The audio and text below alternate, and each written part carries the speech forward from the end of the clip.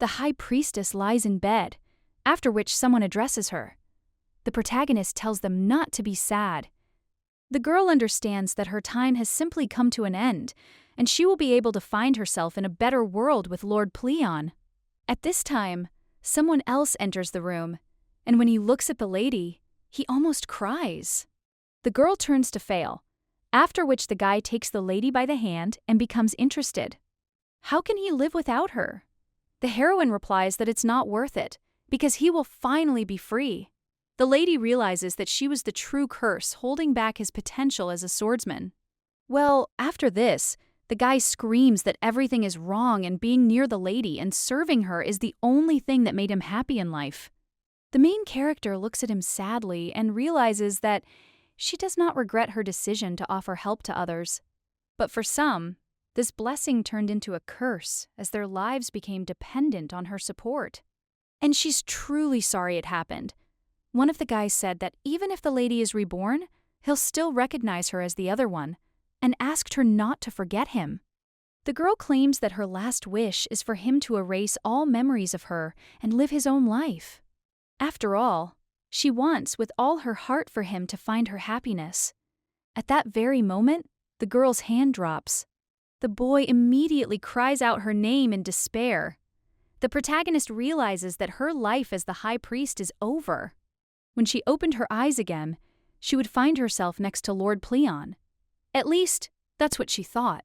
Now the main character wakes up and thinks where she is, and who the girl in the mirror is. The lady sees scarlet strands of hair burning in the darkness, and thinks that she, although thin, has rather attractive facial features. The girl also wonders if it could be that she's real. But at that very moment, people notice that the girl's memories are returning. The lady approached one of the men and claimed that if they got married, she promised that she could cure his son with the help of divine power. But a short time later, the blonde man claimed she had lied to him and had no powers. The woman cried out that there was another way to help him, and she had done it because she loved him.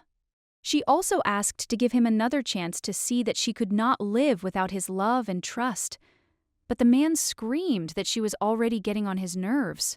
When the lady with trembling hands put her foot on her wrist, the man only screamed that she could do this, because he didn't even bat an eyelash. The lady understands that everything is clear, because this girl's name is Elena Loferson. She is known as the most cunning woman of her time. But the main character wonders whether this means that she has become Elena, or whether she still remains the high priestess Sia. Sia clenches her fist, looking at her bandaged wrist. At that very moment, she hears some sounds as she opens the door. He understands that everything seems quite serious, and this person is trying his best to suppress his pain. The lady looks at one of the doors and realizes that the sound is coming from there, so she will look at this poor guy. When the girl opens the door to the room, she understands that no matter what, she cannot leave a person suffering from pain. At this time, the young man turns to his mother, and the girl shows him to be quiet. After which, he uses divine power on the boy, and leaves a little while later. Well then, the lady meets Duke Treon in the corridor, who is Elena's husband. The blonde man is surprised and claims he thought she was unconscious. He also exclaims, wondering if the lady has really pulled one of her pranks again. The man claims that just looking at her makes him sick. She understands that he is irritated. But she can understand such behavior because she deceived him, and it is not surprising that he harbors anger. The Duke, meanwhile, asks the lady not to say she tried to do something incomprehensible to Rubio. The woman replies that of course not, and why would she put a sick child in danger? She also understands that the man must be talking about the boy, and he is only claiming that she can definitely harm him. After which, he slams the door, and the lady understands that, frankly speaking, the situation has not turned out in the best way. This man is quite an influential person in the empire, but she is a nobody, and the girl is wondering whether she will guarantee to live with her as Elena. However, it seems that nothing happened to her divine powers, and then the lady immediately falls to her knees. She also asks Lord Pleon if he will hear her. At that moment, the lady hears a voice that says, "Of course," and addresses the lady by her name. The main character cries out that it's amazing he managed to figure out who she is. The voice replies, "How could it be otherwise? His powers are limitless and nothing can escape his gaze." The lady then asks if he could explain why she woke up in this body. But Lord Pleon? After which, he claims that, frankly speaking, he has no idea. And the main character claims that he just said that he can see everything and everyone. After which she keeps asking him what to do now and whether she should return to her way of life or whether she should behave like Elena in the attraction its existence. The next day, the Duke comes into his son's room and wishes him good morning. He also asks how the guy feels, to which the young man replies that he is much better. Rubio says he thinks he can even walk, but his father says not to push himself. When the young man stands with his feet on the floor, he claims that he has managed to stand up and can walk on his own 2 feet. At that moment, the man cries out that this must be a miracle and asks if he is really sleeping. The Duke immediately hugs his son, and the young man apologizes to his daddy for making him worry. Theron realizes that his son has grown up, after which the young man invites his father to take a look, and the man suggests that his son be more careful. The man also thinks that he is interested in how long this miracle will last, and perhaps he should call a priest, so he could examine Ruby. Meanwhile, the main character is walking through the estate. 2 maids bow to her. The girl smiles and nods at them, but the maids just pass by. The girl wonders if they just ignored her.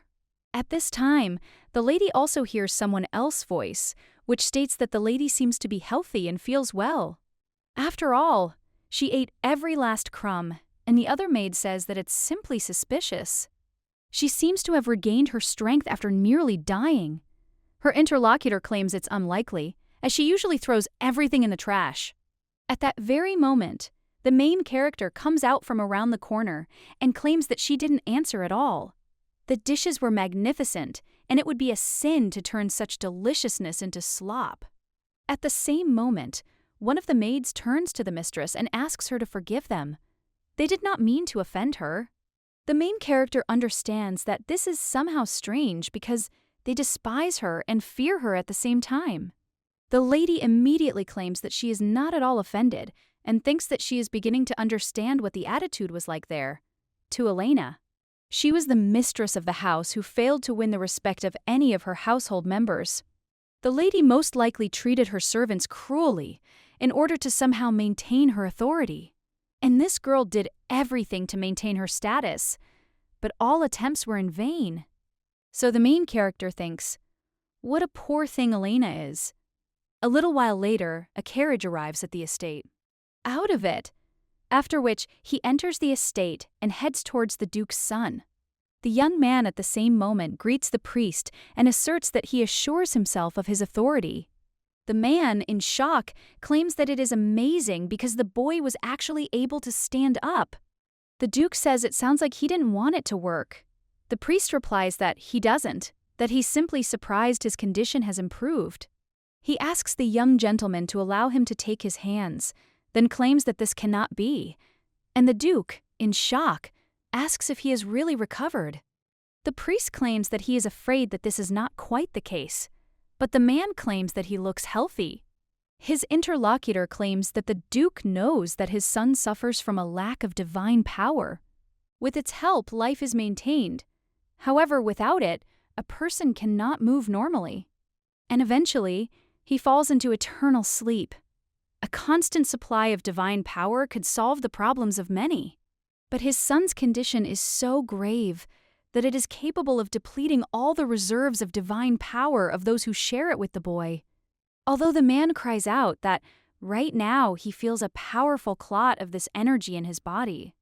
The Duke says that, however, even the most powerful priests could not help him, and the man answers that this is so. And he also understands that only someone as powerful as High Priestess Sia could perform such a miracle. The Duke asks if she has recently left this world, and the priest replies that it is true. He also asks if they happen to have another priest, and the young man thinks for a bit, but then remembers the lady's words about him, keeping all this a secret. The boy asked why, And the woman replied that excessive use of divine power could cause her to fall into eternal sleep. But in reality, this was a careless lie. The young man asked if his mother could really go into eternal sleep while healing him, and that's why he still hasn't recovered. So the guy asks me to leave this life because of him. The lady replies that this is not the issue and that everything is fine now, so he should stop crying. After all, she has enough strength to help him, but she is worried that too many people might come to her. Therefore, she would like to keep everything a secret, to which the young man cried out that of course, Mommy can rely on the left. Now the guy replies that there is no one like that, and understands that technically, he did not lie. At this time, the priest asks if anyone else could share divine power with his son, to which the Duke replies that, no. He understands that, apart from him, Rubio only addressed the servants, since he never left his room. Well then, the man thinks that perhaps someone else has been there, and ponders it. Is it possible that this woman shared the divine power of the high priestess? But then he sighs and realizes that this is some kind of nonsense, because he doesn't think that she would miss even the slightest opportunity to take revenge. He is also sure that this girl would definitely have made sure that this did not happen. After which, the blonde asks if he could inspect everyone in the mansion, and she says the priest agrees. At this time, the main character looks at a mountain of papers and understands that now it is clear to her why the Duke did not divorce Elena. All this is due to her incredible ability to deal with paperwork, and now the lady understands that, since she is his wife, she must fulfill her duties. At that moment, one of the maids knocks, then enters the room and asks how the mistress is feeling. The girl replies that it is much better, and her interlocutor says that she is glad to hear this, and also that Letty should never harm himself again. Sia realizes that she thinks Elena isn't alone after all. The maid says she completely forgot she came to tell her the news. The master ordered all household members to be examined for divine power. The main character at the same moment asks what the maid is talking about when she claims that everyone is lined up in the living room. Elena wonders what she should do now. She realizes it's quite funny how things can sometimes turn out. A little while ago, the Duke claimed that the lady did not need to undergo an examination. After all, it's no secret to anyone that she's of no use. She doesn't possess divine power. The woman realizes that the Duke has already tested Elena's abilities in the past, and her memories begin to appear whenever the girl is left alone. In one of them, the lady asked if the maid was returning to her hometown and handed her a bag of money, to which the maid insisted that it was too much. The main character realizes she gave the jewelry to a maid about to visit her sick mother. The boy also asked if she minded if he called her Mommy, to which the woman asked how many times she had to repeat that. Of course, she did. Although she scolded Rubio from time to time, she still brought him lollipops with a pain-relieving effect. Judging by these memories, Elena seems like a bad person to me. But now when the lady opens the door, then he sees Rubio in front of him and wonders why he is still awake. The woman says that at his age, he should go to bed earlier to grow up. But the guy claims he's hungry. Elena then suggests going to the kitchen and cooking something. At this time, the Duke is filling out paperwork, after which he realizes that he is feeling a little unwell. He could not find the one who possessed divine power and only wasted his time. Well, at that very moment, he feels his stomach rumble and realizes that he probably should have had a bigger dinner.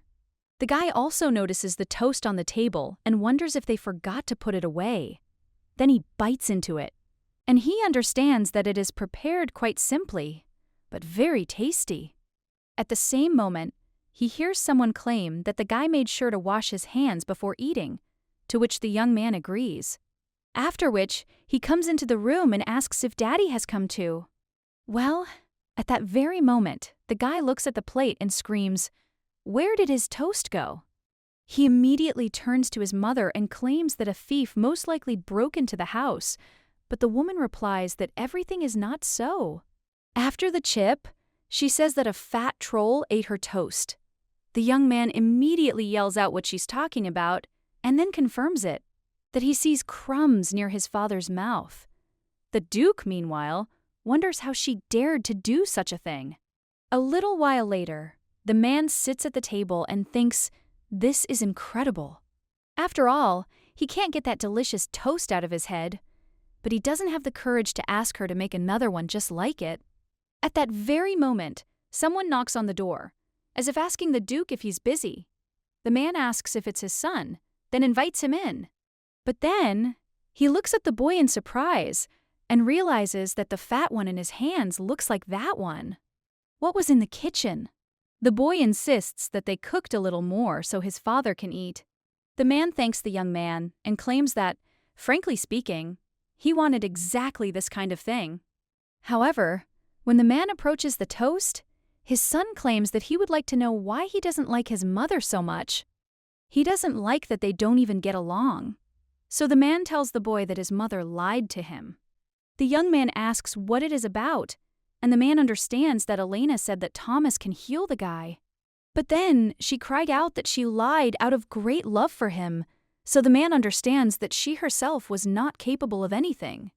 The Duke also claims that she probably had to try to ensure that her lie would not come to light accidentally.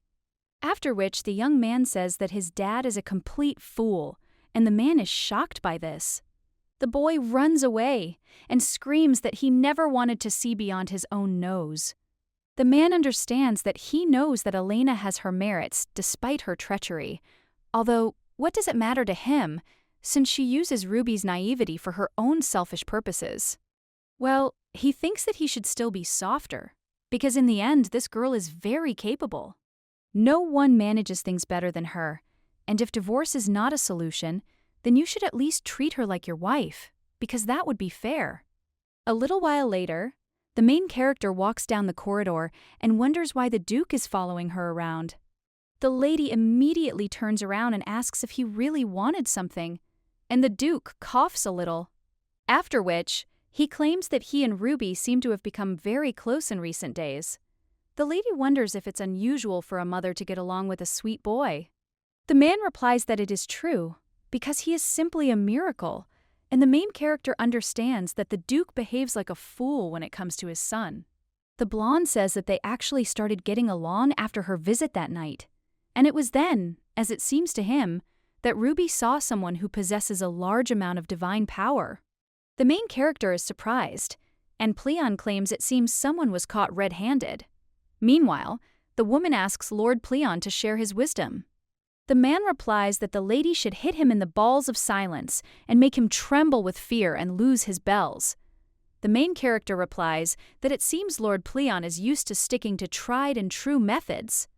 The blonde claims that the lady never responded, after which he keeps saying that it's okay. He doesn't think it's worth dwelling on right now, and in any case, he should let the lady join him for dinner.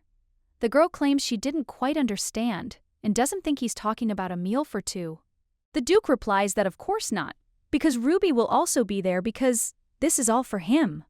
After which the man leaves with clenched fists, and the main character realizes that he managed to suppress his contempt, and she thinks that parenthood is truly a great virtue.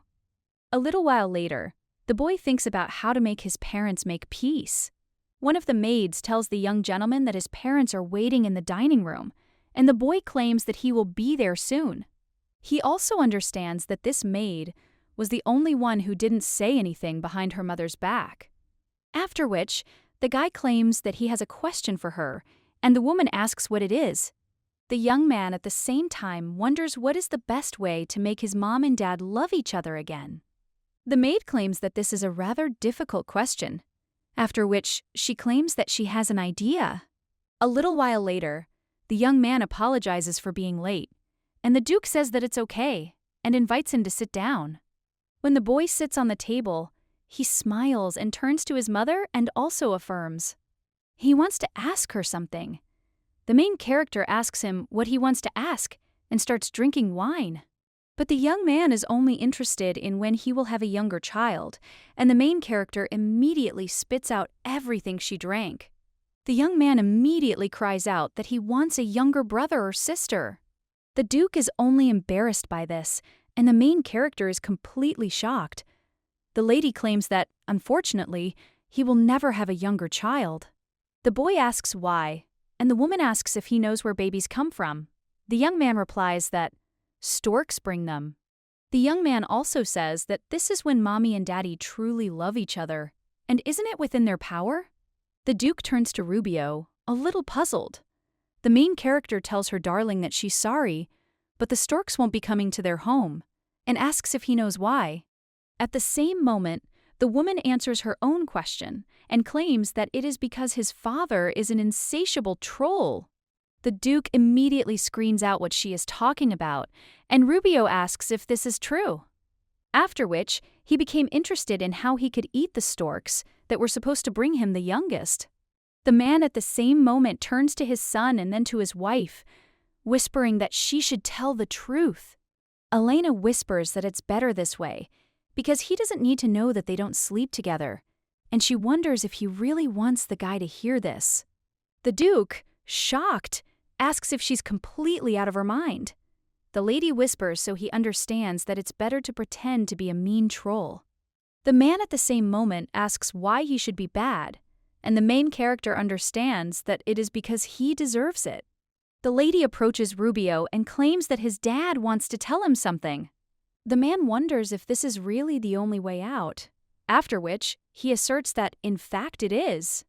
The boy turns to his daddy in surprise and says that this can't be. Well, the blonde guy replies that sometimes he turns into a troll and snacks on storks. Rubio is shocked by this and then screams that he hates trolls. A little while later, the Duke approaches Elena's room and realizes that he needs to apologize. She had to make up this story to save Ruby's psyche and his reaction. It was pure childishness, and the man understands that he should have behaved better.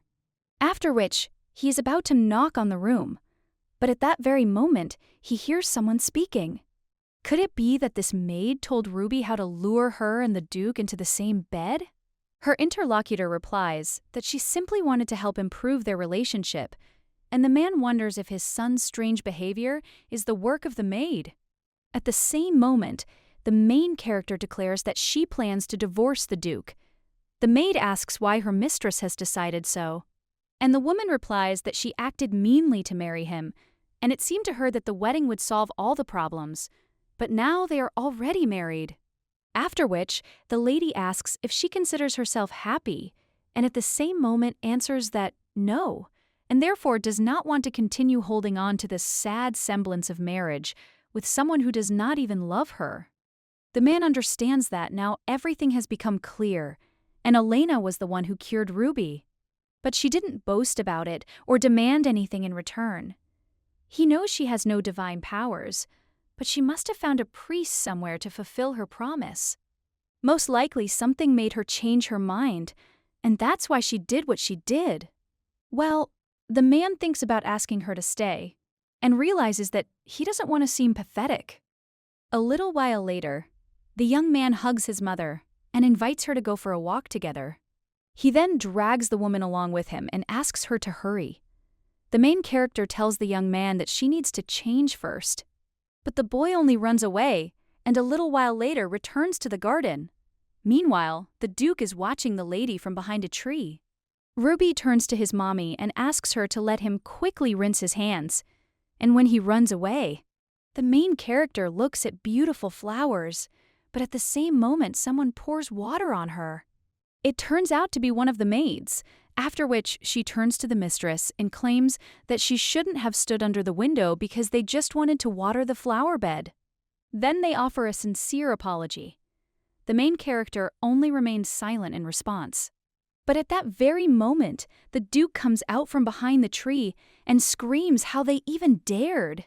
One of the maids claims that they did not know that the gentleman was nearby, but at that very moment, the man calls for the butler, and he tells him to make sure that these two get the punishment they deserve, and then throw them out of the house.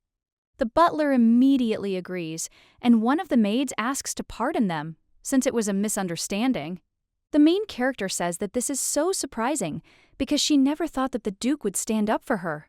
The man only sighs, after which he claims that his anger was justified. After all, The lady took advantage of him and, more accurately, his son's illness for her own interests.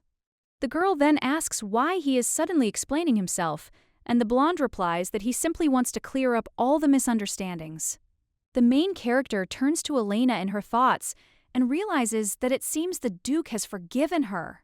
A little while later, someone asks Lady Leona what they should do, because none of the respectable people hire those who were thrown out by their own master, and at this rate, they will plunge into an eternal sleep from hunger. So they ask for help. The woman thinks, why should they suddenly help her, since they themselves have crossed all the boundaries? Well, one of the maids screams that they did all this for her, which makes the woman angry. After which, he tells the maid to watch her language, and asks when she ordered them to harm Elena. The woman also says that they shouldn't have gone to hell, and one of the maids apologizes, and also claims that they didn't notice at the Duke's. The woman tells them not to worry, because she will hire them both when she becomes the mistress of that house, but for now, she will make sure that they do not die of hunger. The maid immediately exclaims that they are very grateful to Lady Leona. The woman understands that she needs to hide these two away and wonders if the Duke's heart has really thawed. But then she smiles and thinks that, okay, I need to see everything with my own eyes, and the woman says that the maid can go. When the two come out, the lady declares that it is finally her turn to marry the Duke. A little while later, the main character finds herself in the storage room, because the mistress of the house must make a list of all the things she has. This includes not only food supplies, but also dishes and, of course, luxury items that are used on occasion. However, her attention was most drawn to the magical potions. The woman wondered if it was true that the Templars, a spiritual knightly order, used them. The potions range from simple mixtures to more complex concoctions. At this time, one of the servants turns to the mistress and claims that guests will arrive very soon.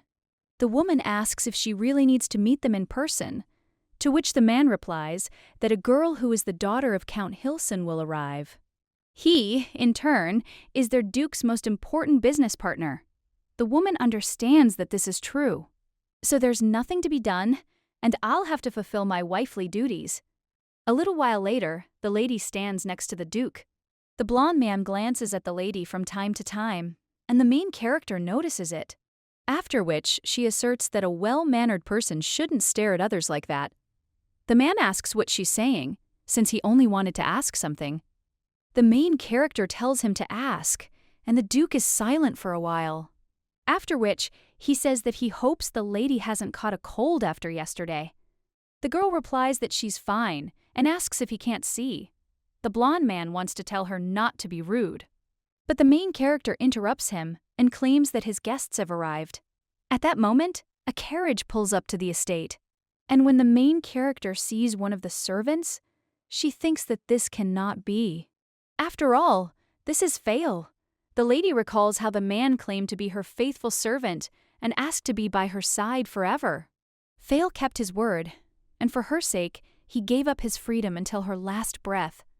However, after she fell into eternal sleep, Fail had to be freed from this curse. That's why the girl wonders why he looks so sad, as if he has invisible shackles on him. The main character immediately turns to the guy and asks how it happened that he... Well, the young man with green hair interrupts the lady and asks if they have met before. The girl immediately covers her mouth and realizes that she needs to pretend that she is Elena. After which, the lady even asks her to forgive her, because she did not expect to see a Knight Templar at all. The man replies that, unfortunately, his mistress recently left them, so he is trying to get used to worldly life.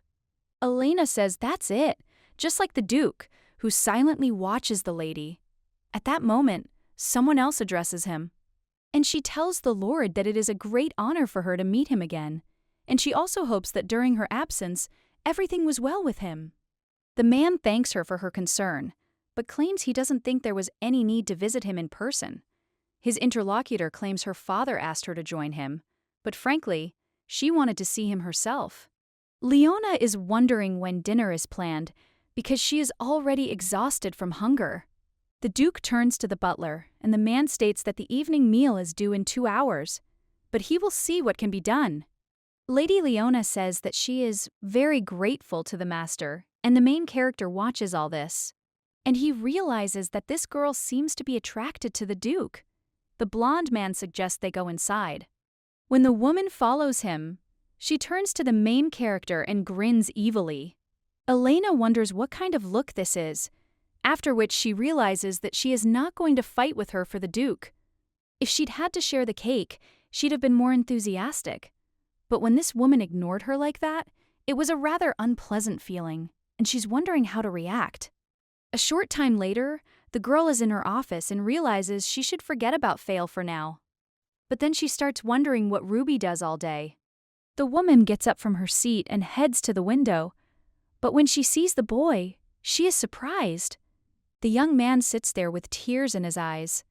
The main character immediately runs out of her room. The lady is heading down the corridor, and Fayan, noticing her, realizes that it seems this woman is in a hurry and looks worried. He also thinks whether he should go after her. And a little while later, the main character approaches the boy. Fayan hides nearby and realizes that this boy must be the Duke's son. The main character asks the boy why he hid and whether Lady Leona did something bad. The young man claims that he served as she said behind his back while he was sick. When the boy was lying in bed, he heard the woman saying that the maid should not worry about the boy because the Duke would forget about him as soon as she gave birth to a healthy child. So the boy says he doesn't want someone like her in their house. He also asks his mother if he's a bad son if he has such thoughts. The woman replies that it is normal to hate someone. Otherwise, Lord Pleon would not have allowed such feelings to exist. Well, if it's really bothering him, then let the boy try to consider whether his hatred is justified. The main character understands that turning points always come unexpectedly. A little while later, the man with green hair was lying covered in red liquid, and one of the priests was saying that his wounds were too serious and he had no chance. The main character immediately approached him, and one of the priests asked the lady to stop, because she could plunge into eternal sleep if she transferred too much power to him. After which, the lady completely disconnected, and now she understands that if this really bothers the guy, then he should try to find a solution. The process may be quite painful, but it will answer the question why. The lady thinks that everything is simple, because she didn't want to regret that she gave into it after trying. Now, the woman claims that she would not want him to be sad, thinking that he missed out on something, for which the young man thanked his mother for her wisdom. Well, when the girl goes further, she sees Fail and asks how long he has been there. The man asks the lady for forgiveness and claims that he had once already heard from someone the words she had just said. The main character understands that she needs to urgently change the subject, after which she asks if this is true. He also asks how he likes the life of a knight-errant, to which the guy replies that it's quite good and sometimes even very good. But he thinks that his wanderings are over because he has finally found a worthy person whom he could serve. The guy looks at the lady with a smile on his face, and the main character wonders if he really figured everything out so quickly. Lord Pleon says that the lady somehow cleared out getting into trouble, but the main character tells him that now is not the right time. But the man says that the poor thing needs his advice, and, for example, he always wanted to shove flowers up this guy's nose. At this time, the main character is wondering where he gets such thoughts from, and that this is a complete disgrace. The guy with green hair asks if the lady is okay, and she replies that she is just a little dizzy. At this point, the young man turns to his mother and asks how she is. The woman tells him not to worry and just go back inside and rest for a bit. Fail claims that he will accompany them back to the house, and the girl understands that this is how it will be. But despite everything, she shouldn't remind him of Sia. A little while later, they arrive at the mansion. Well, at that very moment she hears someone screaming that her jewelry is missing. The woman also turns to the maids asking them to find them, and one of the maids turns to Lady Leone and asks her not to worry. The main character asks what happened. Her interlocutor replies that it was Lady Leona's necklace. The one also known as the Heart of the Sea seemed to have evaporated. The woman claims she can't believe someone stole it. And then he looks angrily at the main character, and she understands that for some reason, she has a feeling that this will not end. A little while later, the Duke says that the lady should explain herself, as he is uncomfortable with the thought that she was involved in what happened, but the necklace was found in her bedroom. The blonde is wondering if she plans to continue to remain silent, but the main character is thinking about it. Is there any point in explaining anything if he still won't believe it? Lady. At this time, Leona claims that this cannot be, because she understands that the decoration is inlaid with a very expensive stone. However, why would such a noble lady like her steal him? It's such a cunning plan. The woman also claims that the circumstances seem quite suspicious, and this makes her feel disgusted.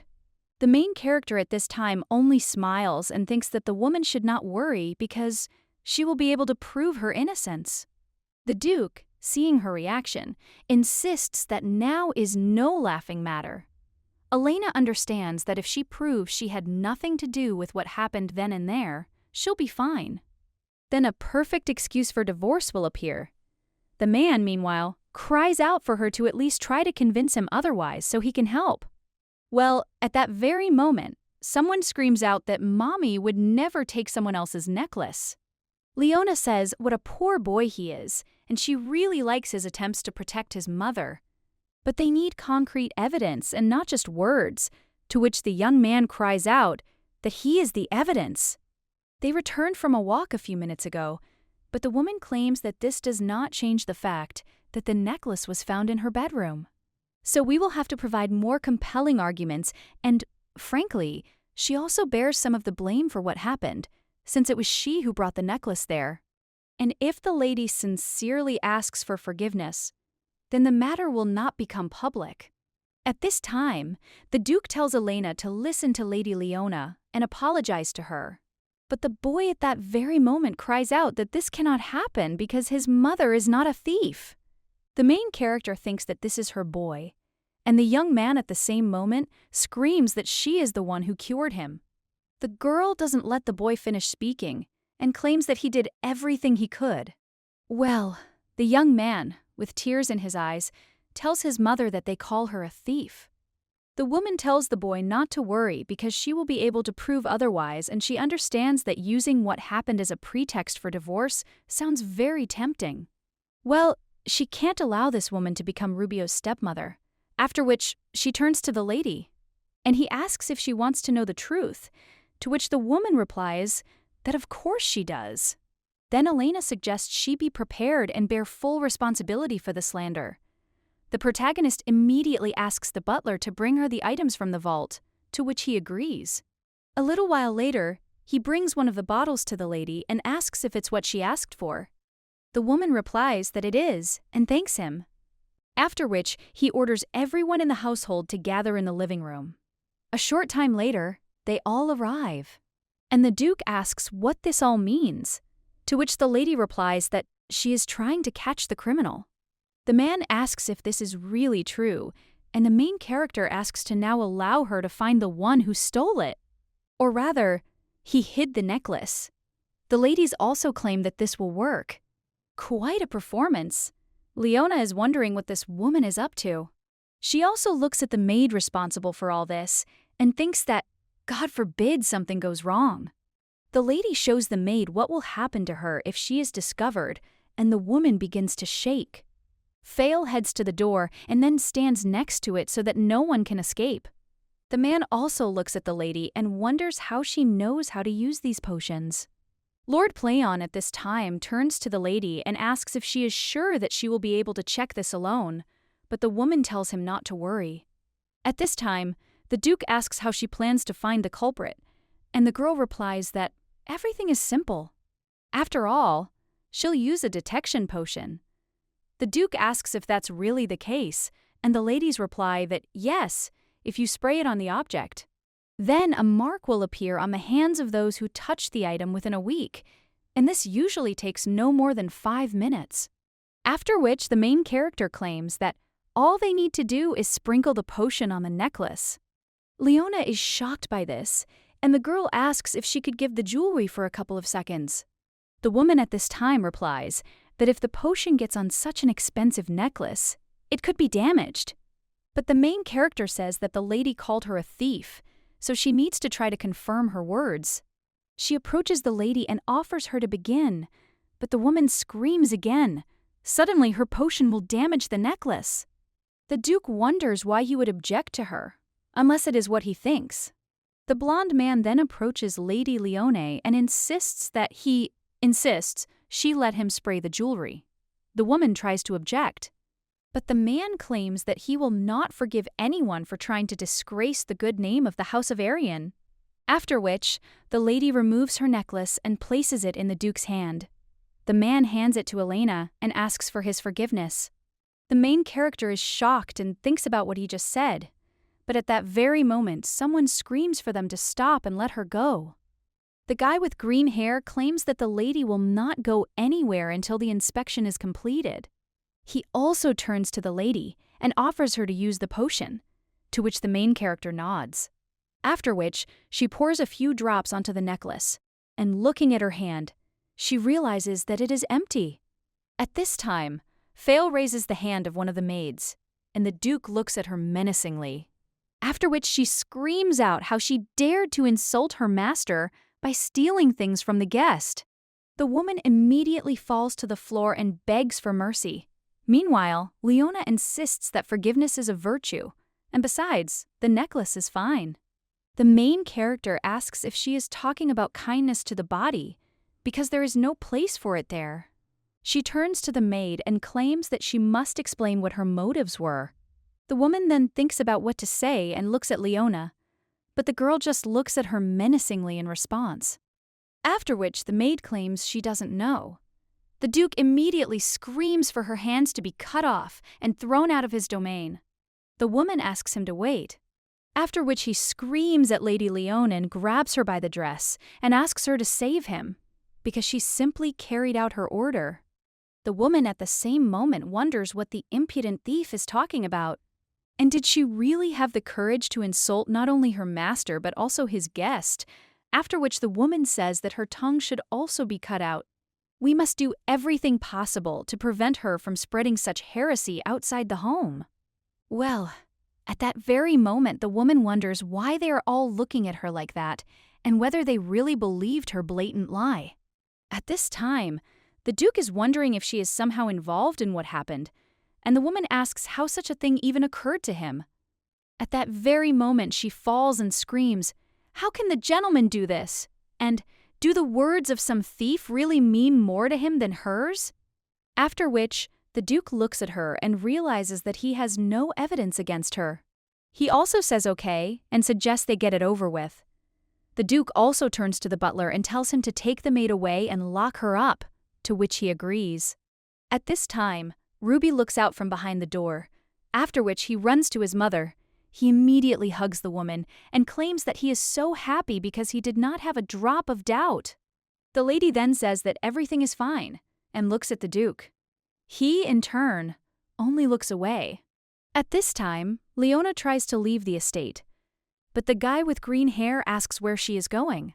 The girl replies that she must attend the girl's funeral, after which he cries out asking her to forgive him. At this time, the man says what an interesting lady this is, and the main character understands that, with these words, Lady Leona left the mansion. A little while later, Elena is sitting with papers again, but the lady hears some sounds that distract her. At the same moment, the main character puts his pen and heads towards the door, opening it. The Duke appears there, and the lady asks what happened. The blonde, shocked, asks how she knew he was outside the door. And the woman replies that it would have been more difficult not to notice him rushing around the room. The Duke then says that he would like to tell her something before it is too late, after which he offers his sincere apologies because he is ashamed that he allowed himself to doubt his wife, even for a moment. He will send an official letter of dissatisfaction to the family. Hilson will even consider withdrawing all related investments if they do not properly apologize. The guy also wonders if this is not enough, and the main character understands that it is just right. She moves on and thanks the man for letting her know. People understand that even if they deign to apologize, they'll do so in an overly affected manner. There will be as much sincerity in their words as in the fake smiles of these maids. The butler consulted with her on how best to punish Anna, and he suggested that she cut off her hands. However, they agreed that expulsion from the mansion was quite enough, and in the end, she simply became a victim of Leona. At this point, one of the maids asks if the lady is going out for a drink. If so, they ask if they can join her. The girl realizes that her kindness seems to have made a good impression on the other maids. A little while later, Ruby turns to her mother, and the woman realizes that she has successfully managed to drive out both Leona and the traitor Anna. The girl also realizes that it seems they were able to get rid of everyone properly. Well, when the main character turns around, she thinks what the hell the guy behind her is still doing there. The boy immediately turns to Fail and asserts that he dreams of becoming a knight as strong as he is. The man smiles and asserts that it seems the Empire will one day gain another great swordmaster. Meanwhile, the main character turns to Sir Rodrigo and asks when he plans to leave them. The man replies that a knight's duty is to protect the weak and does not think about the main game since when the Duke's wife began to be considered weak.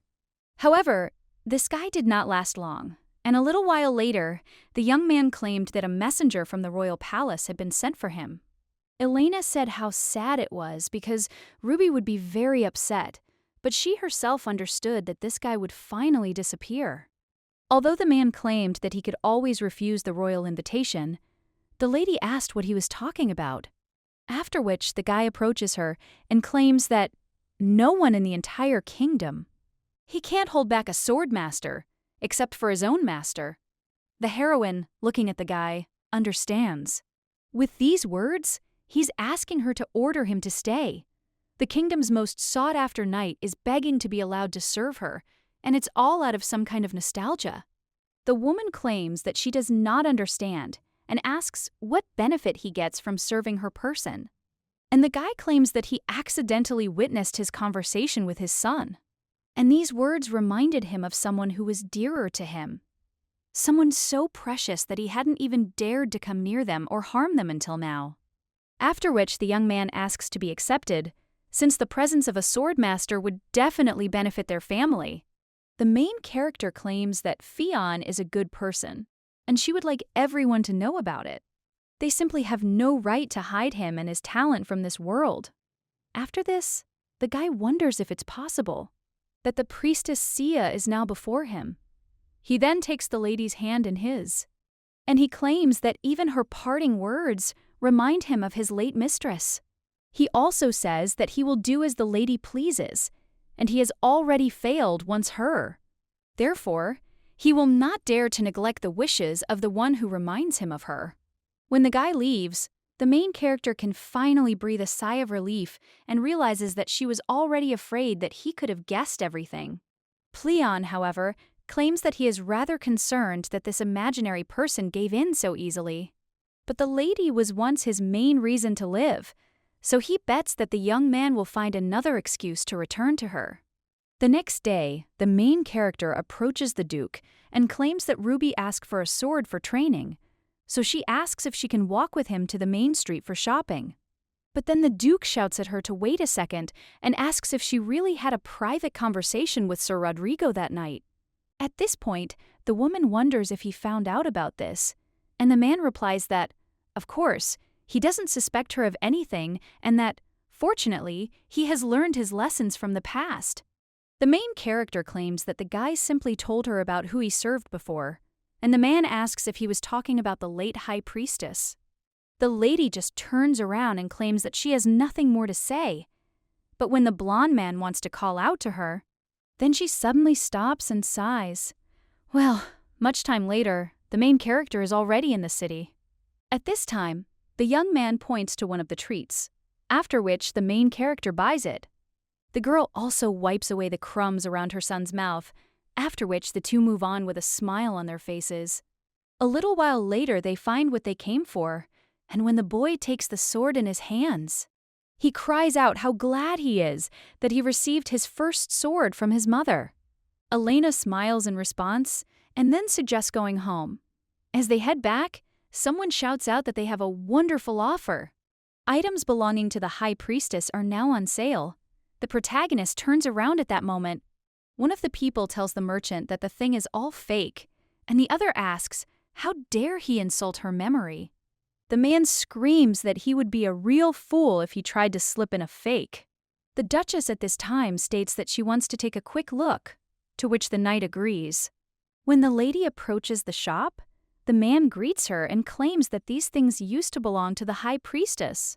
The girl looks at all this and thinks that this is incredible, because she made sure that they went to those in need. The lady also cannot believe that they are being sold for such an exorbitant price. After which, the girl notices the ring and asks how much the man wants for it. The merchant replies that it's only 50 gold coins, and the protagonist argues that that's an absurd price for such a trinket. What kind of idiot claims he demands whatever he wants for the item, and if she doesn't like it, she can leave? The girl then says okay, and suggests they go from there. And as she heads off, she realizes that this ring is very important to her. With the help of magic, it showed a photograph of her parents, and this was the only way to see her late mother and father. Elena understands that she can't just leave, and also tells the knight to take Ruby home. After all, she needs to finish some business. The man claims that he could accompany the mistress. Well, the main character replies that there is no need for this, because it will take very little time. A short time later, the protagonist returns to the merchant and asks if he still has the ring. The man replies that it was purchased a couple of minutes ago. The main character asks who agreed to pay such an outrageous price, to which the man replies that it was some very handsome young guy. And it seems he went down that alley. The girl follows the merchant's direction and, turning around, wonders where the man went. At the same moment, the lady hears someone asking her to never leave him, and the girl wonders if someone is really crying there. It turns out to be a young man with black hair who says that he misses the High Priestess so much. The main character thinks that this can't be true, and that it could really be Crown Prince Cassian von Lunix. They first met the guy when he was about the same age as Ruby. His mother, the late Empress, became the victim of a conspiracy, and after her plunge into eternal sleep, Cassian was treated terribly by the royal family, causing the boy to become cruel to everyone he interacted with. The girl simply could not pass by the poor child who had no one to turn to for help. The scars on his heart never went away, but at least he stopped crying from then on. Cassian began to smile much more often. Eventually, he managed to transform into a handsome prince. Having cleared his mother of all false charges, he became heir to the throne at the age of 15. People who had previously disregarded him now looked at him with respect. And one day the guy made a statement that the High Priestess was the only one who kept him from losing hope, so he asked her to take care of him until his end. The young man understood that he was not asking to marry him, and the lady simply needed to be there. And now the guy with tears in his eyes asks her to stay, because he just asked her not to leave him. The girl then sadly says his name, but the brunette turns around at the same moment, and she cries out, wondering who dared disturb his peace. The main character realizes she's been noticed, after which he claims the salesman said he bought the ring. The guy replies, that's true, but the lady might not even be thinking about it. After all, he's not going to give it up. The girl then asks permission to ask him something, after which he asks why he paid such a high price for such a trinket. The guy replies that he didn't care about the cost because this ring belonged to someone dear to him. The main character realizes that Fail wasn't the only one living in her shadow. At that very moment, the boy turns to the lady, and he claims that she seems very familiar to him, although he is sure that he has never seen her. After which Cassian even asks if they've met before. The main character wonders how this happened, that all these men have such well-developed intuition. But then the lady looks at the guy's eyes, and she wonders if he is suffering from insomnia, because he looks very tired. The brunette replies that he slept normally probably 10 days ago, and the emptiness left after leaving a loved one prevents him from sleeping. The protagonist sighs and realizes this isn't a reason to be proud. Her divine power was coping quite well with his insomnia. A small amount of divine power is needed to heal a minor cut. It would make the guy fall asleep in a flash. The brunette, meanwhile, looks in the mirror and wonders if he really looks that bad. And the main character suggests that he not go anywhere, after which the lady approaches one of the merchants and buys water from him. After which, the lady heads to some alley and turning around realizes that it seems there is no one around. The girl uses holy power on the glass and then heads towards Cassian. The main character hands him a glass of water and offers him a drink, but the guy asks, how could he know it wasn't poisoned? The girl herself drinks from the glass and insists it's just ordinary cold water. She hands the glass to the brunette and asks if he wants one, but if not, then okay. After all, she drinks it all herself. But at that very moment, the guy snatches the glass from her hands. He also claims that cold water will help him come to his senses. The girl thinks what a little bastard he is. At this time, the brunette asks if she wants to know who she just reminded him of.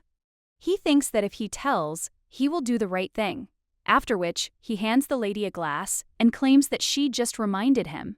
But before the guy can finish speaking, he falls to the floor, and the main character just smiles. A little while later, she lays Cassian down on the bed and realizes that he deserves to be happy after everything he's been through. So let him stop living in the past because it's painful to look at.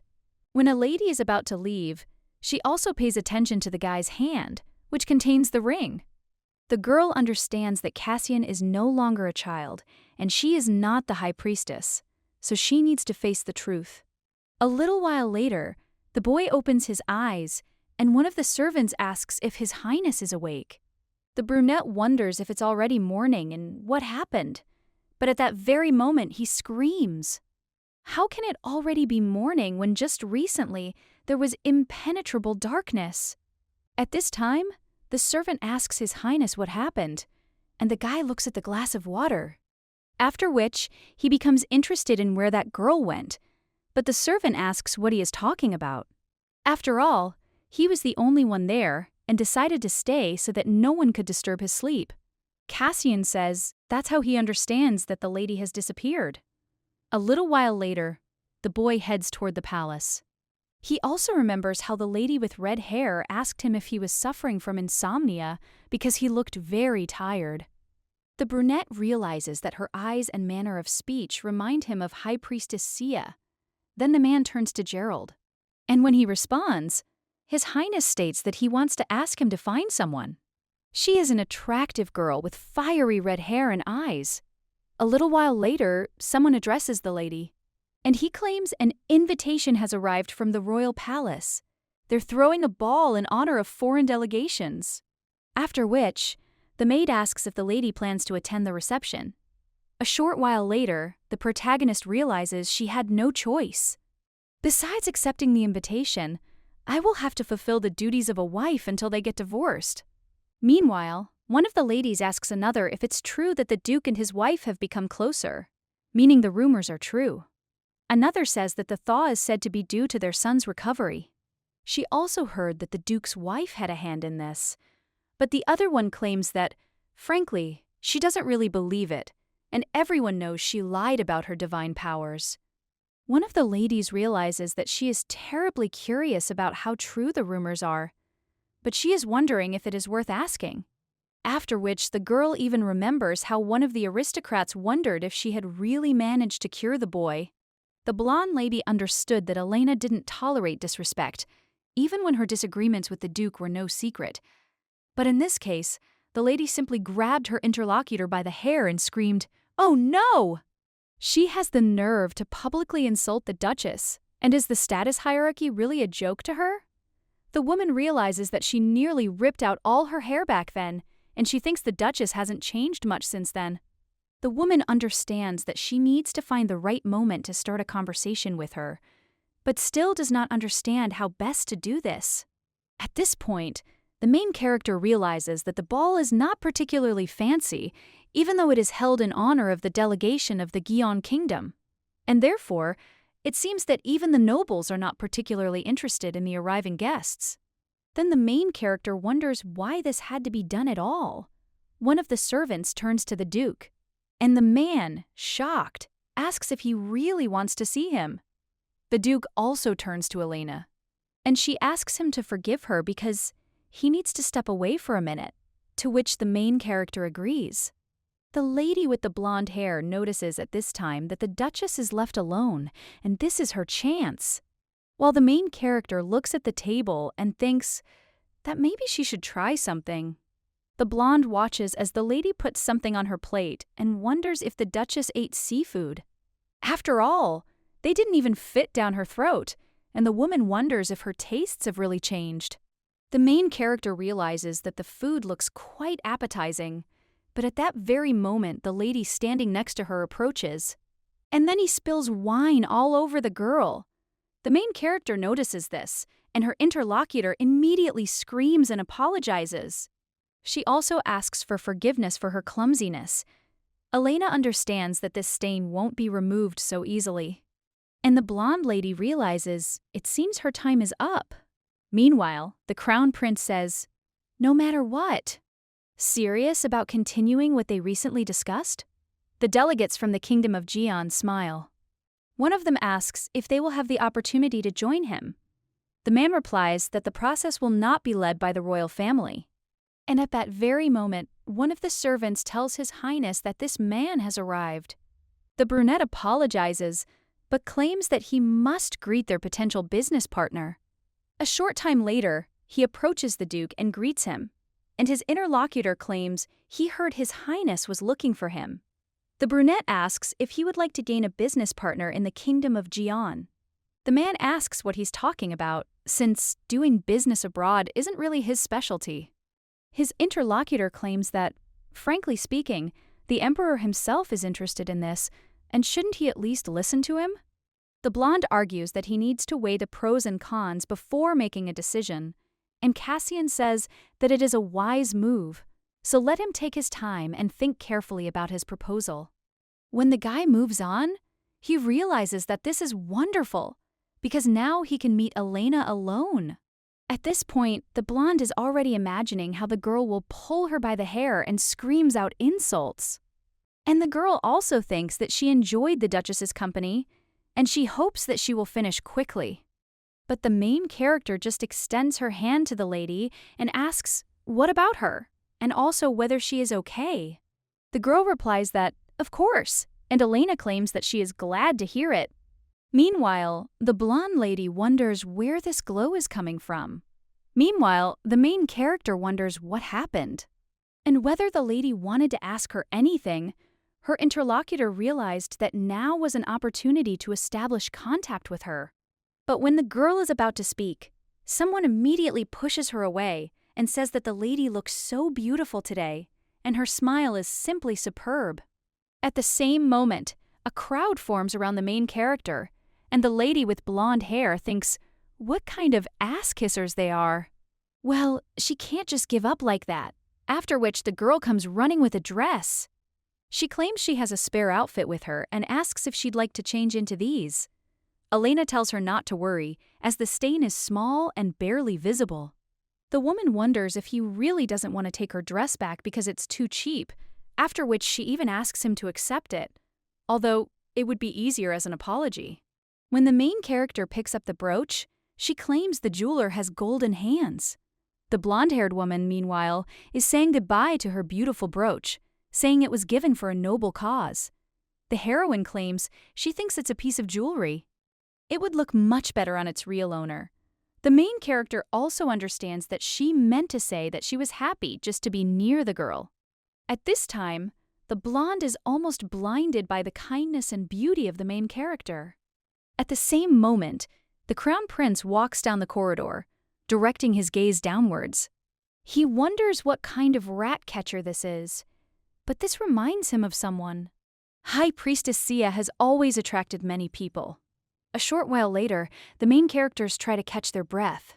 The lady understands that now she can relax, and she hasn't worn such high heels for a long time.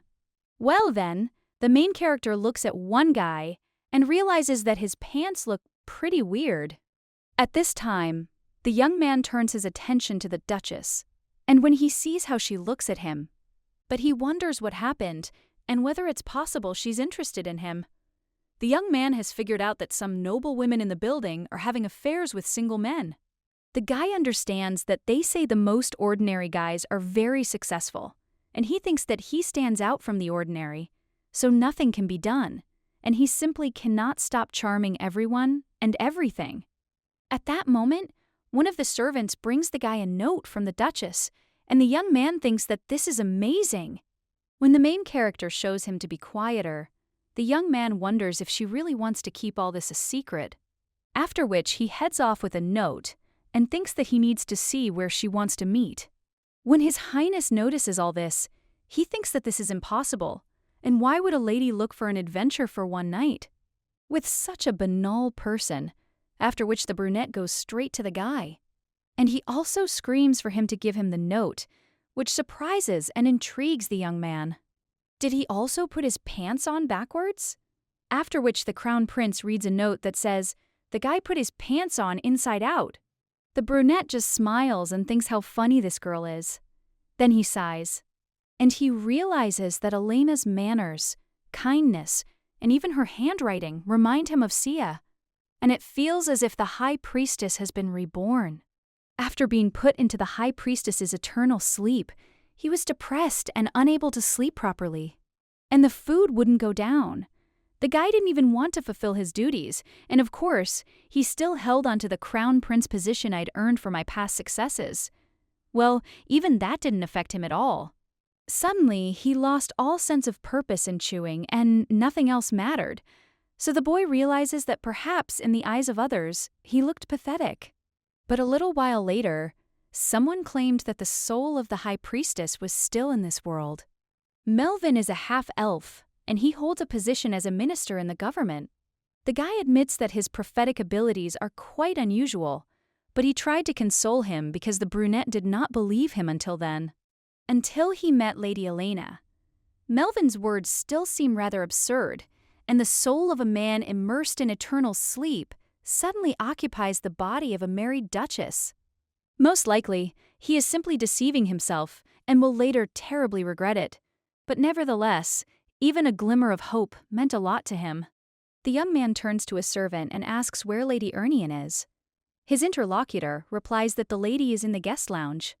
At this time, the main character takes off her shoes and sees scuffs on her feet. The girl understands that she needs to heal the wound quickly while no one is looking, but at that very moment, someone enters the room. It turns out to be Cassian. The guy apologizes for such a sudden visit and claims that there was no other way to talk to her alone. The girl immediately rises and greets His Highness. The man suggests, for the sake of convenience, that they drop all formalities. And he wonders if she has managed to forget how she addressed him before. The girl immediately apologizes for not recognizing him then, and asks him to have mercy on her.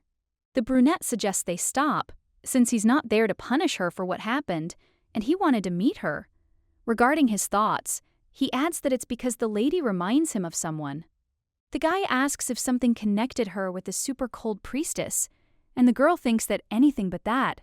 Elena understands that it really is impossible to save him, but she cannot go back. The lady with red hair claims that if His Highness asks her to speak, it means she can help, and that he has already thoroughly studied her past. The girl also asks if he doesn't already know the answer to this question. The guy replies that it's true, but nevertheless. He asks the lady if she thinks he's lost his mind. The heroine is surprised, and she remembers how the boy grabbed her hand when he was little. The lady realizes she simply has to throw him out. Elena immediately pulls her hand away and says that His Highness is simply tired. Otherwise, he would not have mistaken her for another person with different facial features, age, and name. The guy immediately cries out that that's not the point, and that everything isn't that simple. The lady seems to be the one he mistook her for. The main character thinks what a poor thing Cassian is, but at that very moment, someone knocks on the door and asks if Elena is there. It turns out to be the Duke. after which the main character turns to His Highness. But she sees tears in his eyes. The girl hands him a handkerchief and the guy takes it. At the same moment, the blonde man enters the room, and at the same moment sees His Highness. He asks why he is in the ladies' room, and the guy replies that he accidentally mixed up the guest rooms and that's why he came in. After which, he even asks if he really has any problems. The Duke then turns to Elena and asks what she was doing there. When she tries to answer, the prince claims she must have blisters on her feet. The main character wonders if he can really be so rude to the Duke, and whether the guy is either too self-confident or just can't get the words out of his mouth. At this time, the young man leaves the room and states that he will order the royal physician to bring her ointment, and that they will definitely see each other again. A little while later, the main character is riding in a carriage, and when it shakes, the girl feels pain in her legs. The Duke asks if everything is okay with her, and the girl replies that she is fine.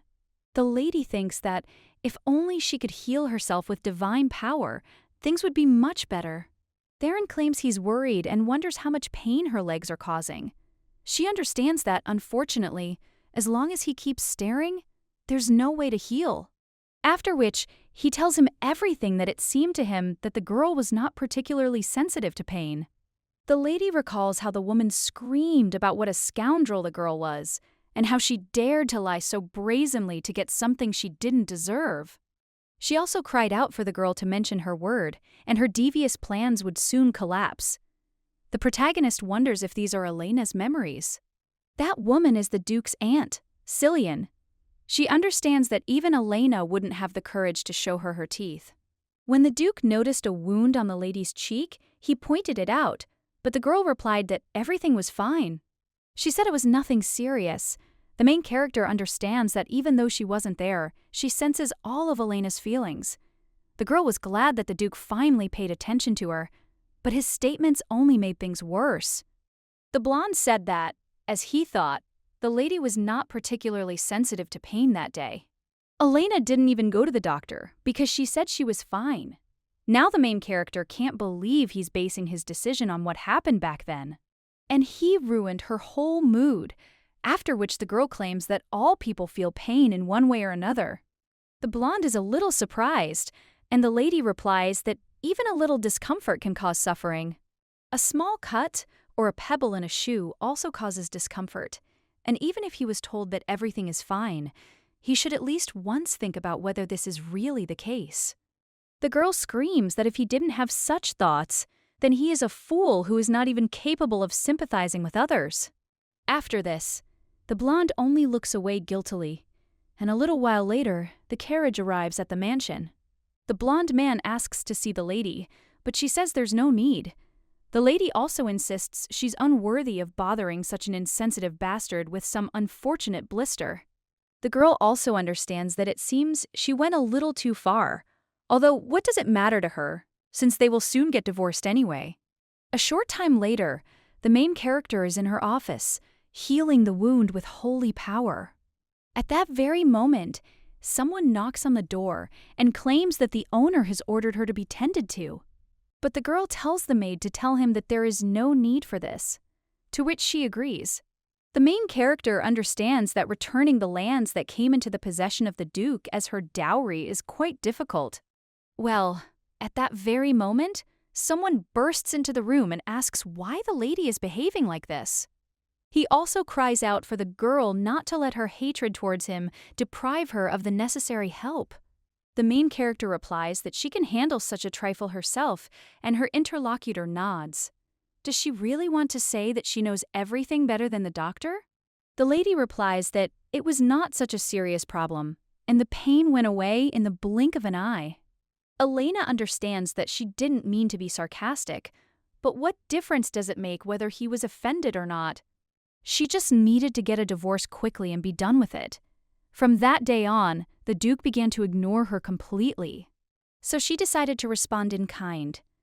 However, Ruby didn't understand the sudden coldness between them after their recent reconciliation. When they were all sitting at the table, Ruby felt the most uncomfortable. The young man asks his mother if she has quarreled with his father again, And the girl replies that one day he will understand that it is simply impossible to get along with everyone. The young man then wants to say something with tears in his eyes, and the main character affirms it. That becoming friends is always possible, and the boy asks if she is really serious. He also wonders if he and his dad will sleep in the same bed again. At the same moment, Hertz keeps his fork, and the girl realizes that it seems he did not expect such a turn of events. The lady also claims she's afraid this won't happen. The boy immediately asks why and whether she doesn't like her daddy. And the girl replies that his father has some secret that he doesn't know about yet. After which, the lady offers to tell him that every night he turns into a scary big troll with 8 arms. But at that moment, the Duke closes her mouth. And he claims that his mother is just joking and, to be honest, they plan to sleep together starting today. The main character wonders if he's serious and what the hell is going on in his head. The girl understands that she will not sleep in the same bed with him for any amount of money. The Duke at this time wonders if she is seriously going to upset Ruby by saying no. And let her just look at how happy their boy is. The main character looks at the young man, and he says with a smile on his face that his mommy and daddy will finally get along. That's why he's so happy.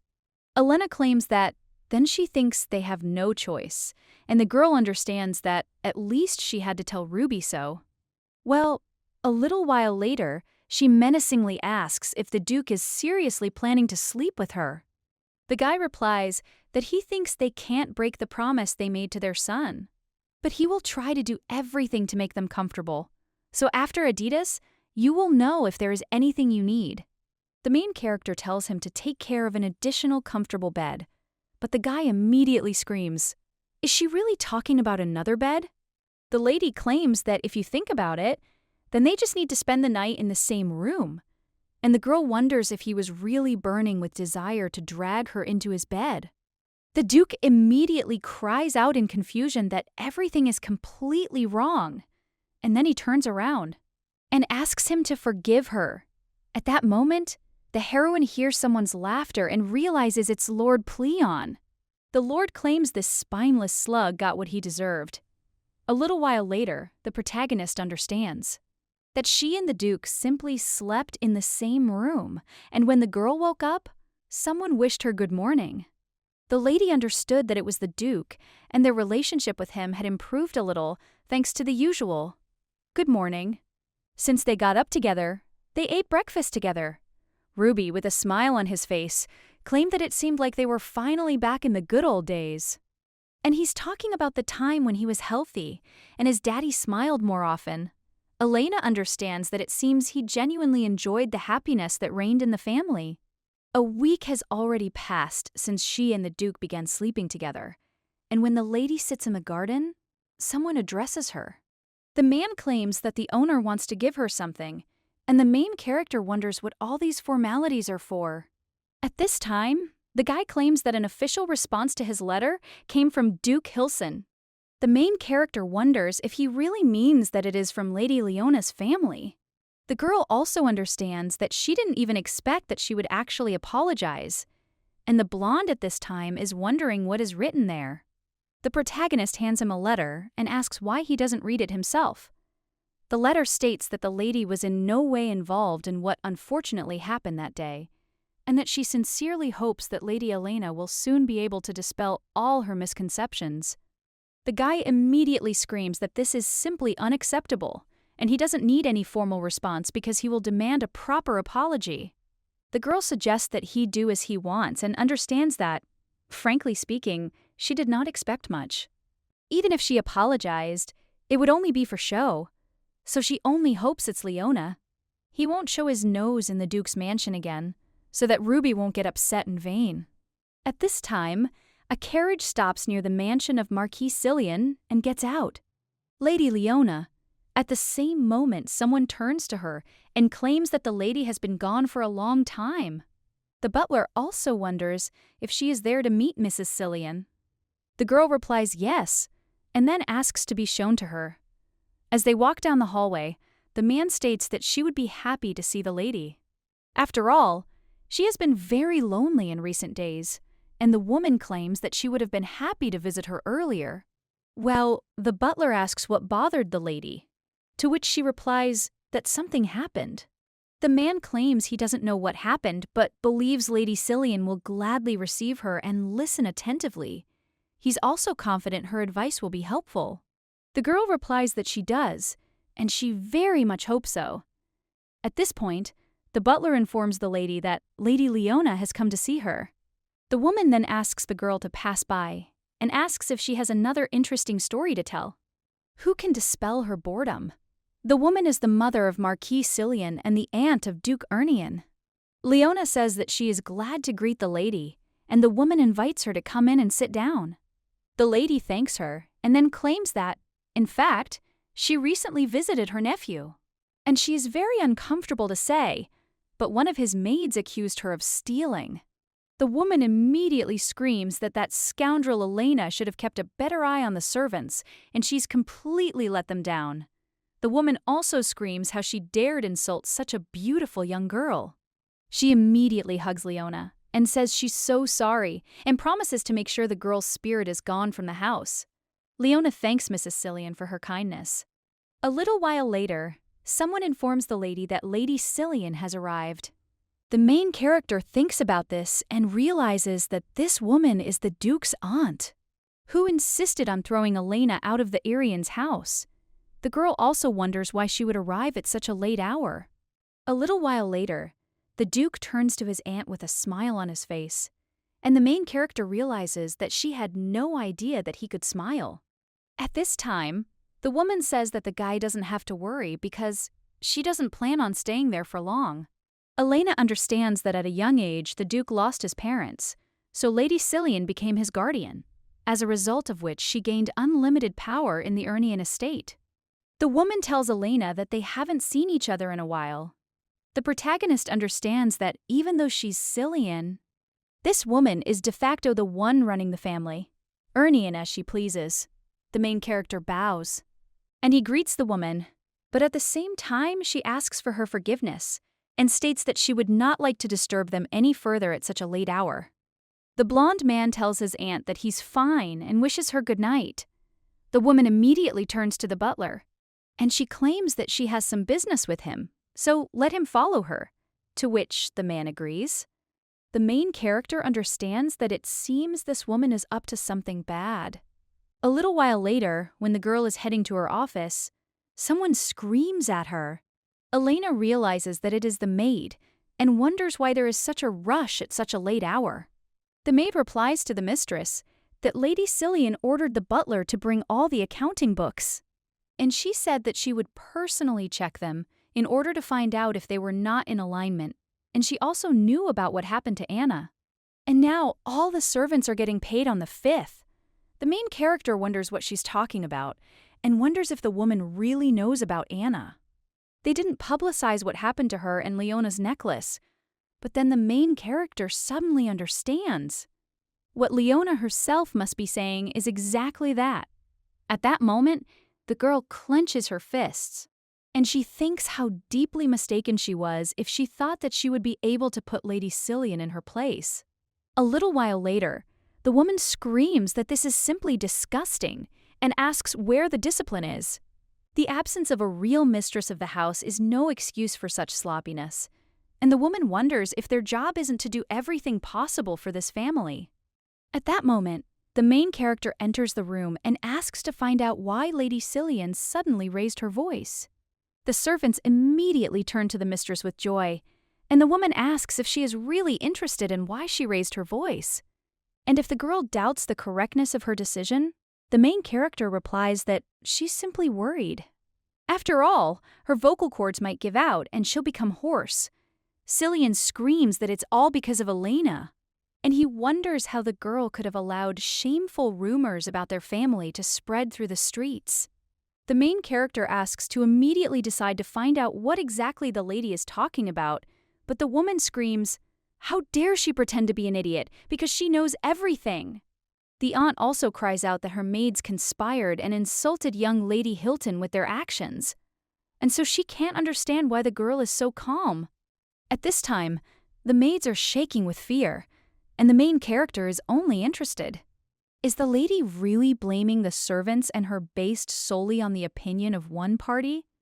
In fact, it was Lady Leona who dragged the honor of the House of Urnian into the dirt. The woman immediately cries out, "Does she really think this is the root of all evil?" But the main character calmly asks to be allowed to ask whether Lady Leona provided any evidence of her innocence. Did she know that her nephew had sent an official letter of complaint to the Hilton family, but Lady Hilton had refused to ask for forgiveness? At this point, the woman wonders if it is she who doesn't want to apologize and not the lady. To which the main character replies that if she doesn't believe it, she can simply ask the Duke, because he will be happy to clarify everything. The woman then cries out that so be it, and they can talk about Lady Leone later, as if she were explaining the fact that one of the maids ignored her order to gather there, and this indicates a serious lack of discipline. Elena says that the girl the lady is talking about is on sick leave, and the woman screams that the lady is being too lenient with them because that's why they got out of hand. Then the main character asks the lady a question, because she would really like to know whether the so-called discipline is really more important to her than the Duke's health. After this, the woman doesn't even know what to answer, and the main character looks at the butler.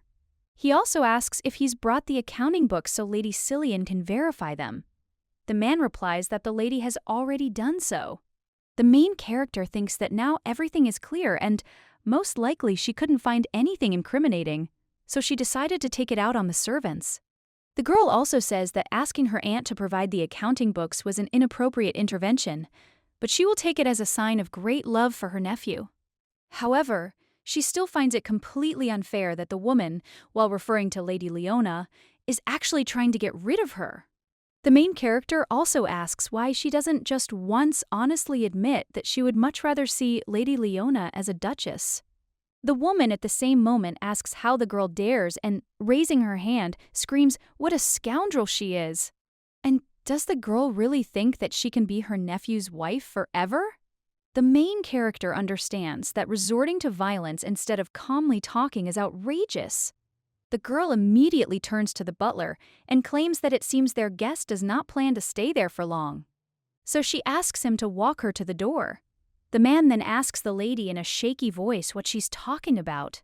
The lady says that apparently he didn't hear her, and perhaps someone else can fulfill her request. The maid immediately cries out to her mistress that they understood everything, so they will escort Lady Cillian with all their might. The woman immediately cries out, "How dare they?" and tells them to let her go immediately.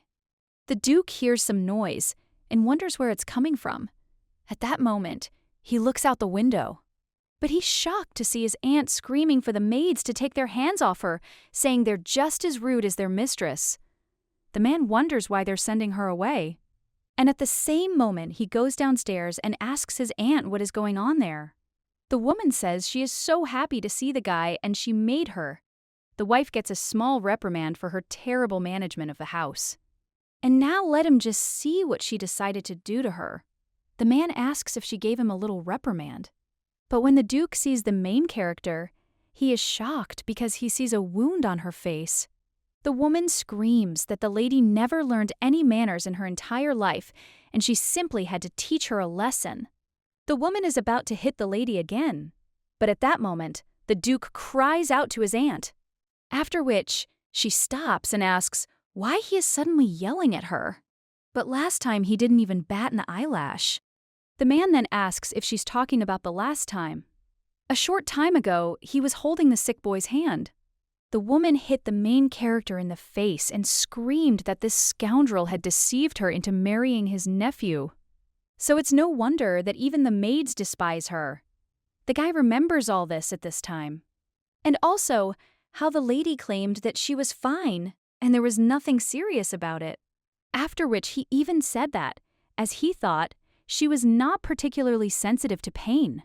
That's why now the guy just tells the auntie to leave, and when the woman turns to him, the young man then screams at her to get out of his family's sight. The woman immediately asks how he can do that. But the blonde grabs the main character and hugs her, screaming that this girl is the mistress of the house and his wife, and also Ruby's mother. Therefore, he will not allow anyone to insult her, either verbally or physically. The guy also orders Cillian to be escorted out of the estate. After which, the woman with a sad expression on her face enters the carriage, but the guy doesn't even look at her. When the aunt leaves, the main character immediately pushes the Duke away.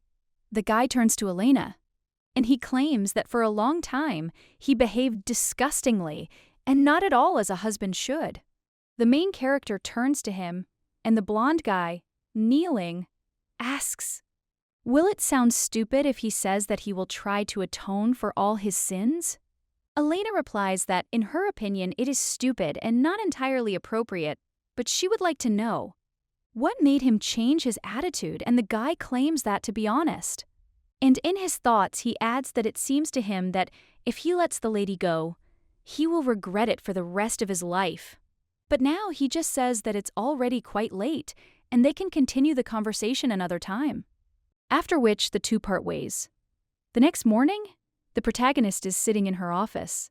The girl recalls the Duke's words that he behaved disgustingly, and not at all as a husband should. Elena also understands that she cannot pull herself together despite all her misdeeds. The Duke did this for a reason, because Elena had deceived him from the very beginning, but her love for him was sincere, which is why she wanted to be taken into account and not treated like a soulless creature. And this wish is finally fulfilled, so the girl, looking at her wrist, thinks that the owner of this body was still alive. At that moment, someone enters the room and addresses Mommy. It turns out to be Ruby. The boy hands over some toast and says he heard his mom skipped breakfast. The main character asks if he did it himself and thanks him. A little while later, the lady is already eating at the table, and the boy asks if his mother is in much pain. The woman replies that not everything is as bad as it seems, and thanks the boy for asking. The young man claims that it must be very sad to feel pain and loneliness, and he looks at the boy a little sadly, but then says that it will be closer to lunch. She has some free time, so the woman asks if he would like to go for a walk. The boy replies that it sounds pretty good, and the main character claims that it seems like he wanted to do something, and he asks if he will tell, to which the young man asks if it is possible to visit the city center one more time. A little while later, they walk into town, and the young man looks at the dessert that is being sold. The girl asks if he wants to try, to which the young man replies yes, and the lady asks him to wait a second. Well, when she approaches the stall, she notices how one man tells another that he simply has to try this too. Elena realizes it's Cassian. The man insists he's the one giving the treats, but his servant says it's not about the money. At this time, the main character realizes that she did not expect to meet him there. At this time, the merchant asks the next customer to come over, and the main character says that she wants a small ice cream cone. At that moment, the crown prince wonders if she's Lady Ernian. The girl thinks it's just a coincidence. At this time, the brunette claims that he was thinking about her, but frankly, he did not expect to see her there. The main character wonders if he thinks these words are not particularly appropriate. At this time, the guy was saying that the lady should not think anything unnecessary, because he was simply surprised that after meeting her, he managed to get enough sleep. Elena asks if this is true, and claims that it is such an honor for her, but at the same moment the guy notices a mark on the lady's face. And he asks what happened to her cheek, to which the woman replies that it was just an accident. The crown prince asks if this means that the lady will prefer to hide the truth from him. The main character understands that, if you think about it, even noble ladies can get a slap in the face from another. However, Lady Cillian is still related to Ruby, and the guy at this time is interested in whether the lady would like to talk in a more private setting. The woman then apologizes to His Highness, but claims she has an appointment. The young man asks if there's anything more important than serving the crown prince. The woman replies that she absolutely does, and the guy tells her, "That's fine then." The main character turns around with Ruby and asks for their forgiveness. A little while later, the lady realizes that she thought they said goodbye, but why the hell are they following her? The lady turns to His Highness and asks if something is wrong, and if he intends to follow them to the very threshold. At this point, the guy, with a smile on his face, says that there is no point in giving up halfway and asks if it is not safer for the lady this way. After this, the girl just turns around and moves on. The prince understands. That Elena reminds him strongly of the high priestess, even though she tries to prove the opposite. He also knows that it is none of his business, but he cannot forgive the one who slapped the lady. The man already imagines how the Duke did it and thinks what an idiot he is. At this time, the Duke is walking near the gates of the estate, and when he sees the main character, he immediately joyfully turns to her. The blonde man, with a smile on his face, claims that he was already starting to worry that she would miss lunch. But at that very moment, he sees His Highness and turns to him in shock and asks what he owes to such a pleasant surprise. The man replies that they were just seeing Elena off, but the blonde insists that people had already been introduced to her. The prince asks if he's talking about them, daring to suggest that they wouldn't even be able to protect their mistress from physical violence. Or perhaps these two are too loyal to the one who would allow such a thing to happen. The blonde immediately screams that there is no way, and his interlocutor says that it is clear, even though it seems to him that they are not competent enough for this job. He also addresses the lady and claims that he does not understand why she allows such pathetic people to surround herself, and whether the thought of divorce has ever occurred to her. He's even willing to help speed up the process if the lady so desires. The main character realizes that, of course, she wants a divorce again, but she can't use the tiger's help to escape the wolf. The girl immediately thanks the guy for his kindness, but claims that she does not deserve such mercy. After which he asks her to understand. His Highness understands that even her polite refusal reminds him of Sia, but he won't make the same mistake by putting her in an awkward position. The guy turns around and says that it's okay, and he also hopes that next time the lady will be okay. After all, he wants to be with her a little longer. When he leaves, the Duke looks at the main character with concern. A little while later, as evening approaches, the girl is in her office filling out paperwork. The Duke knocks on her room door and then asks if the lady has a minute. The girl asks what happened, and the man replies that it's just curiosity and he understands perfectly well that the lady has already decided to get a divorce. Elena understands that there is no point in denying it and insists that everything is so. But the guy asks if it is possible to find out why. The girl replies that this is all because she is unhappy and shows her wrist. The Duke is shocked by this, and the lady claims that she is now completely different from the person he married. At that moment, the blonde asks in a shaking voice, what if he begs her for forgiveness? And if they make every effort to make her happy again, will she even consider staying with him? The main character realizes that when she first saw the guy, she found him incredibly irritating. It was understandable, because he'd fallen victim to a scammer, and the Duke couldn't stand Elena. But he didn't throw her out because of her talent for keeping records. The girl also thinks, if this doesn't make him an idiot, after which she thinks that it doesn't. After all, he simply loved his son very much. The lady understands that she does not feel disgust towards him. And frankly, perhaps he showed generosity to Elena by not divorcing her. It's a bit odd, though, that an innocent man would apologize for something he didn't do. The girl also turns to Lord Pleon and asks, what if someone like the Duke turns to him for mercy and whether he will leave him? Lord Pleon turns to his dear sea and claims that even God's mercy is not always fair. Not all priestesses were granted the ability to listen to him, although each of them sincerely believed and never doubted their views. Only she was given such an honor, so even he is not immune from prejudice against people. However, she still tries not to interfere in their fates, and the choice is always hers. After all, only a lady can decide whether she can bear this cross. The main character understands that she has decided to take the place of the high priestess and bear the burden of responsibility associated with the position. Her determination has not gone anywhere. The lady remembers everything that happened during this time and how the Duke has changed, and also understands that she herself must make the decision, because she will then be responsible for them.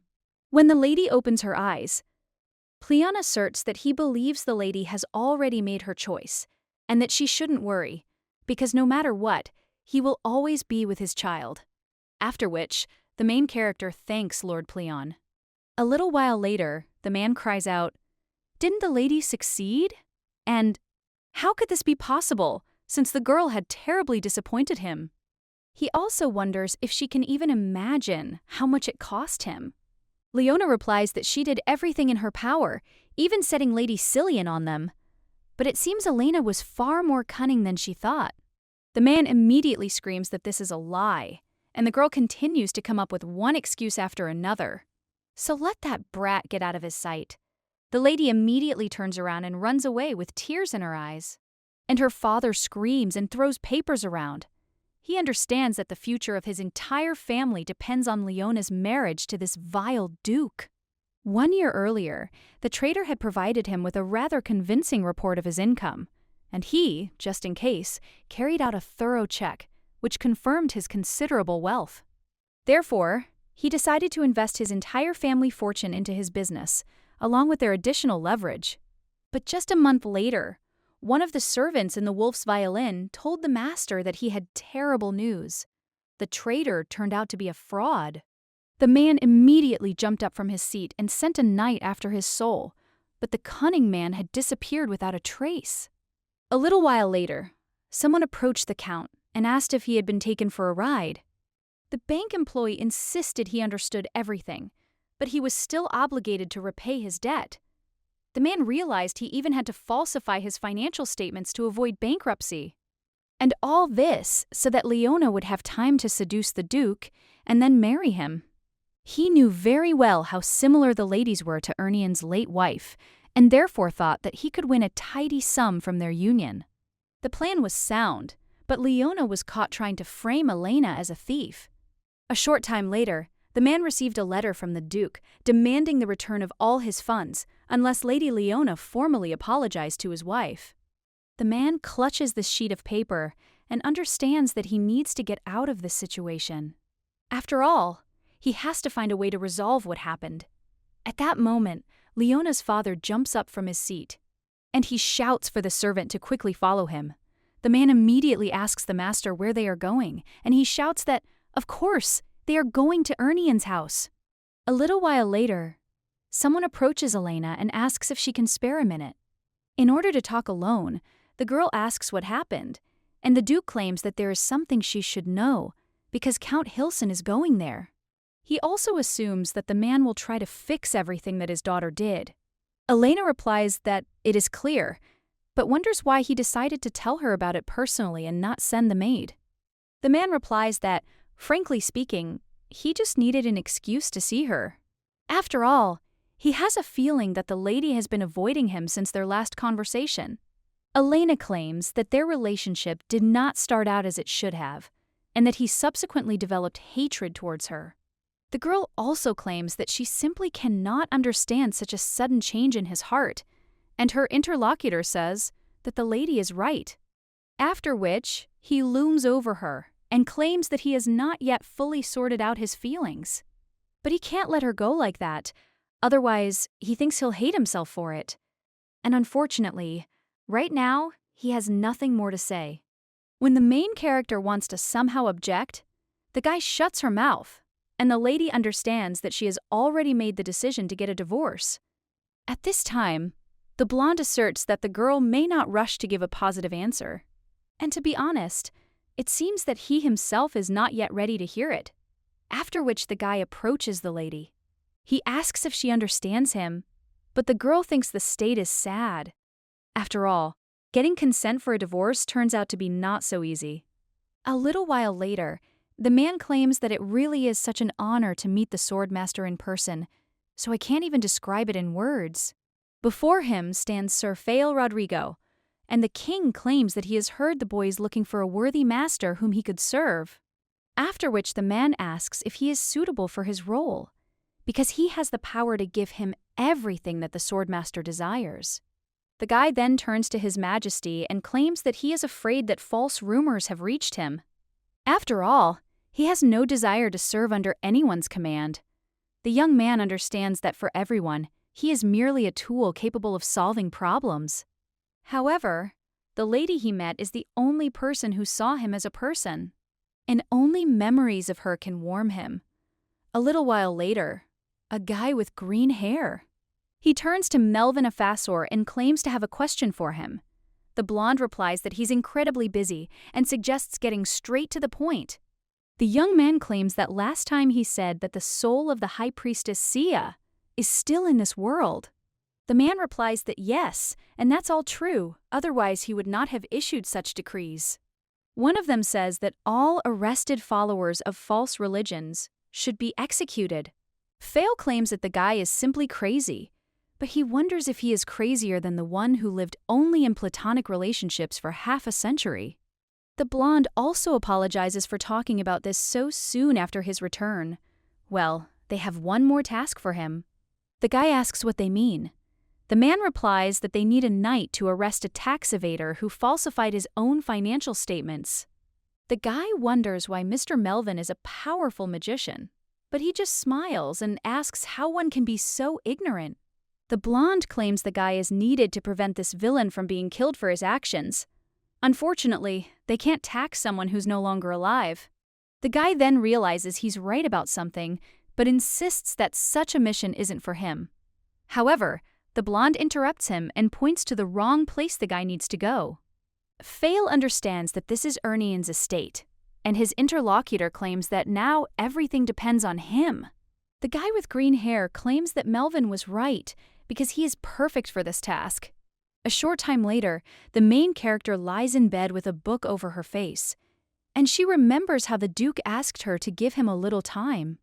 To try to change his opinion of herself, the main character asks him how much time he needs and whether a month or two will be enough, to which the man exclaims, "Sviato is not enough." And the main character said that it was a great pity then, and the guy worriedly agreed. After which, he asked the lady to promise that she would give him 2 months so that he could win her heart. Now the girl thinks that, to her disappointment, little has changed since then, although it must be admitted that he is a rather busy man. At that very moment, someone turns to the lady and claims that Count Hilson has arrived. Elena asks if he is there, and understands that it is quite easy to imagine that the Count is now trying to present everything as a misunderstanding. When the girl goes down the stairs, she suddenly hears someone asking the gentleman for forgiveness. Well, he claims that, frankly speaking, he came to see his wife. The Duke claims he can discuss any issue with him.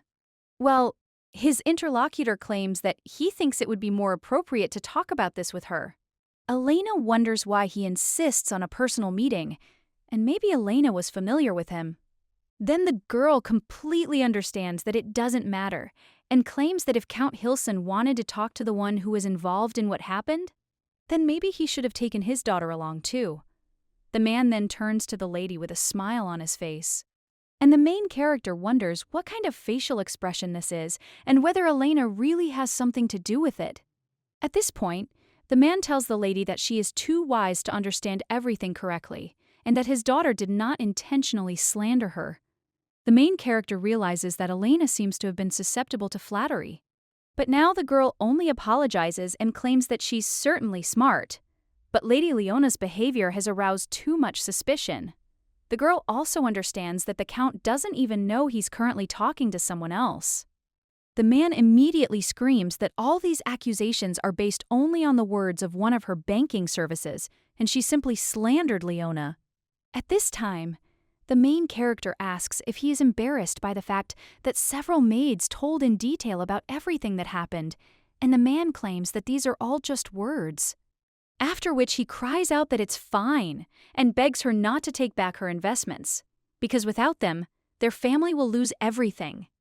He also grabs the girl's hand. The Duke immediately cries out to the lady and orders the Count to remove his hands. But at that very moment, someone still puts the sword to his throat, and she tells the Count to take his hands off before he slits his throat.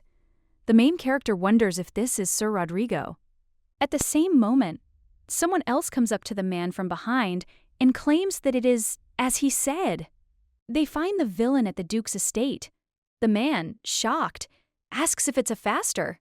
And his interlocutor replies that this is true and that he will receive a special prize for the correct guess. When the count is taken away, he cries out that he admits to having falsified accounting reports, but he is also a victim. He also asks why the minister personally decided to deal with him. My man ignores him and then approaches the lady and apologizes for not introducing himself. The blonde says that, "Let the glory of the Empire shine over the House of Irian, and he, Melvin Afaster, is at their service." The protagonist realizes he's the last person she'd want to meet in Elena's body. Melvin is a half-breed, born of a union between an alpha and a human. He couldn't find a place for himself anywhere, and her last act was to help this poor boy. But the fact that Melvin was half-elf meant that he would live for centuries, and then her support would not remain with him forever. In a past life, the man said he didn't want to brag, but he would be the first to recognize her, so the lady shouldn't even think about being his. Elena understands that even if such a statement from someone else would be meaningless, Melvin possessed exceptional intuition and prophetic abilities, so she is tormented by vague doubts that he went there only to arrest Hilson. Her to personally meet the Minister of the Empire, and that she is Elena from the House of Irian. The guy claims that everything is somehow quite strange, because this is not quite the name he expected to hear. The Duke, surprised, claims that he was most likely mistaken, since that is exactly his wife's name. The man then says that it is clear and asks to forgive his ignorance, and the main character at the same time apologizes and claims that she still has a lot to do. The girl also thinks what a cunning scoundrel Melvin Afaster is. Much time later, the girl is lying in bed. The lady feels her stomach rumble and understands that it is all because she skipped breakfast so as not to cross paths with Melvin again. Well, a few minutes later, the lady screams that these wails in her stomach will drive her crazy. So she heads for the door and follows the maid. But when the maid heads further up the stairs, then suddenly, he loses control of all the dishes and they fly backwards. When the girl turns around, he sees his mistress. But it turns out it's too late, because the shards of plates are flying in all directions. However, the main character does not feel any pain, after which everyone hears someone say how lucky he was to be there at that moment. Elena is shocked and wonders if it is Melvin.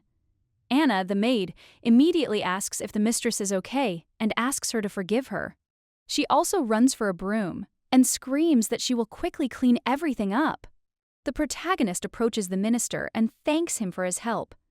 The lady also understands that this was all his doing and that they led him there. At this time, the man tells the lady that she is not worth thanking because he has no desire to help others, but she is an exception. So let the lady just let him be near her. Elena understands that he knows everything and is wondering what she should do. The girl understands that this is completely inappropriate. She was planning a divorce, and then becoming a priest would also take a long time. The main character claims he's confused, since she's Elena, but the guy wonders if she really thinks she can deceive him. He also asks if the girl is saying she is not Sia, and grabs her by the shoulders. The main character looks at him a little menacingly, after which the guy is silent for a while. And then he lets her go and claims that if she insists, then so be it, but he is forced to disagree. Although, be that as it may, he will pretend that he doesn't know anything, but this is quite easy to arrange. At that moment, someone else comes running and asks the lady what happened. It turns out to be the Duke and Fail. When the guy with green hair sees the fragments, he asks the lady if she is okay. And also, did the lady get hurt? She replies no, and everything is fine. My father insists that nothing happened to her. Luckily, he was nearby, so everything turned out okay. The girl replies that yes, and the minister helped her. And Fail asks the lady to allow him to take her back to her room, but the Duke at that very moment cries out that he will take care of it. And in case they hadn't noticed, they actually sleep in the same room. The minister asks if this is true. And the man immediately asks what he is doing and whether he really has any problems. The blonde immediately replies that nothing, and once again asks to forgive his ignorance. After which, the Duke immediately heads off with his wife, and the main character notices how someone touches her hand. It turns out to be the minister, but the lady immediately takes her hand back and moves on with the Duke. A little while later, the girl is lying in bed while her husband sleeps soundly. Then the girl unfolds the note that the minister gave her, which contains the question of when the divorce will finally take place. The next morning, the maid sincerely apologizes to her mistress for what happened yesterday. The main character replies that she is fine, but she is really worried about how they will replace these broken plates. The maid says that those dishes were really expensive because only the most important guests were served in them, and it was her fault that everything went to waste. At that moment, the maid, her voice shaking, asks her mistress what to do, since her life wouldn't be enough to pay for them. Elena realizes that all they need now is a few beautiful plates. Then the lady finally realizes that she has an idea and claims that she seems to have some kind of solution. The lady suggests going to the kitchen, and a little while later, they are already at the table. The maids bring various dishes, and when Ruby sees one of them, she also becomes delighted. He claims that blossoming buds are found on all the plates, and he has never encountered anything like this. Fail claims that it is actually a carrot, and he hasn't seen anyone decorate dishes this way in a long time. The minister claims that this decoration does indeed remind him of someone. They realize that these are carrot decorations from the High Priestess of Sia, and the girl smiles awkwardly. And she thinks that maybe they shouldn't have resorted to this, after which she wishes them bon appétit. A little while later, the maid thanks the mistress and claims that she not only forgave her for what happened, but also found a way out of the situation. And to be honest, she used to despise the lady, because she never understood how she, who is a noble lady, could act. Child's illness for her own benefit, but now she knows that the lady must have had her reasons, and in the end, she is her savior. The main character says okay and thanks her for such kind words. The maid then bows and asks her mistress to forgive her, as it's time for her to go. When the main character turns around, she sees the minister in front of her, and he claims that the lady is, as always, incomparable. The main character understands that she needs to somehow avoid his company, otherwise she's done for. The girl also asks not to come so close to her because there are too many prying eyes there, but the minister claims that he does not see anyone nearby. But when the main character turns around, she wonders where everyone went. 5 minutes ago. Fail saw Ruby yawn and claimed the boy seemed tired. When the boy picked up a flower-shaped carrot, he wondered if Lady Elena had done it. The Duke, meanwhile, turned to his son and asked if he would like to rest at his place, to which the boy agreed. He also turned to Sir Rodrigo and asked if he would like to go with him. When the guy was leaving, he noticed how the maid bowed to the lady, and also how the minister came up from behind, and the guy understood that she was left alone. And that was exactly how it was. Just as planned. Elena wonders if he knew everything in advance again. Meanwhile, the guy turns to the woman and claims she looks tired. The girl just turns around, wondering whose fault it is. The minister insists it's probably because of Lord Pleon's persistent behavior. But Pleon asks what the guy is talking about, and how he even had the nerve to say such a thing. After which a storm immediately started in the street.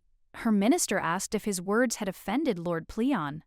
However, he asks to be heard, because he should not interfere in the daily lives of people, and his power should not go beyond the temple. Therefore, he thinks that it is unfair to take up so much space in the High Priestess's life, even after her reincarnation. At that very moment, the storm stopped, and Lord Pleon says that it actually hit the very heart. He also tells C that this man is offending him, and the main character understands that even Lord Pleon cannot say anything against Melvin. The girl also turns to the minister and tells him to think about what he is saying, because becoming the High Priestess was her decision, and Lord Pleon never imposed anything on her, so let him blame her if he doesn't like something so much. Well, at that very moment, the guy takes the lady's hair in his hand and brings it closer to his face. He asks how he can reproach her when the mere presence of a lady illuminates his entire world. The main character immediately pushes the guy's hand away and believes that there is no point in denying the fact that she is Sia, but her life as the high priestess is over. Now her name is Elena, or the lady has decided to accept her new existence, and therefore asks not to call her by that name anymore, Sia. And also to keep it all a secret, the guy realizes at this point that the lady doesn't need to ask him for anything. He just wants her not to push him away, so he asks her to let him be a part of her life. And in return, he'll do whatever the lady asks, no questions asked. A short time later, the main character is sitting with her son. Fail watches them from afar, but at that moment someone addresses him. And he claims that spying on a noble lady is not at all a knightly activity. The guy at the same moment claims that he still thinks that the lady is the high priestess. Well, the minister wonders if he's so blind and how he could confuse two such different people. Despite all his suspicions, the lady sitting there is Elena, so he shouldn't cause her any unnecessary trouble. He would be better off spending time building a more real relationship and just letting the guy take a look. But all these love letters from the maids, but the young man answers at the same moment that they don't bother him. The minister says what a stubborn guy he is, and that he needs to let the priest go. After all, even if the lady comes back to life, she will never write something like that, so it is better for him to leave all these letters. The boy remembers Lady Elena's smile again and sighs. A short while later, he continues on his way. But one of the knights immediately turns to Sir Rodrigo and asks if he can ask him to continue. A little while later, this knight cries out that it is a great honor for him to fight with him. The main character passes by and notices this competition, after which she understands. That Fail never liked dueling with other swordsmen, and the girl wonders what came over him. At this time, the guy thinks that he needs to leave everything as it is, because in the end, she is not the high priestess. Meanwhile, the main character turns to her son and states that she thinks he's had enough sword fights today. However, when the young man wants to object, the lady asserts that if he really wants to learn this skill, then tomorrow she will find him an instructor. After which, they move on and Fail notices Elena, and is a little distracted, but at the same moment his opponent delivers his blow. The guy deftly blocks the blade, but then sees that the sword is flying straight at Lady Elena and screams out to the mistress. At that very moment, the blade flies into a tree near the main character, and she is so shocked she can't even say anything. Fail at that very moment runs up to her and asks if the lady was hit or if she was hurt. The girl replies that everything is fine, and the guy sighs and says that thank God. At this time, the main character notices a wound on his cheek and says that he has something on his face. Well, the guy asks if he really got dirty somewhere, and the main character at this time is looking at his hand, and also asks what else to expect from a duel between two knights, after which he heals his wound.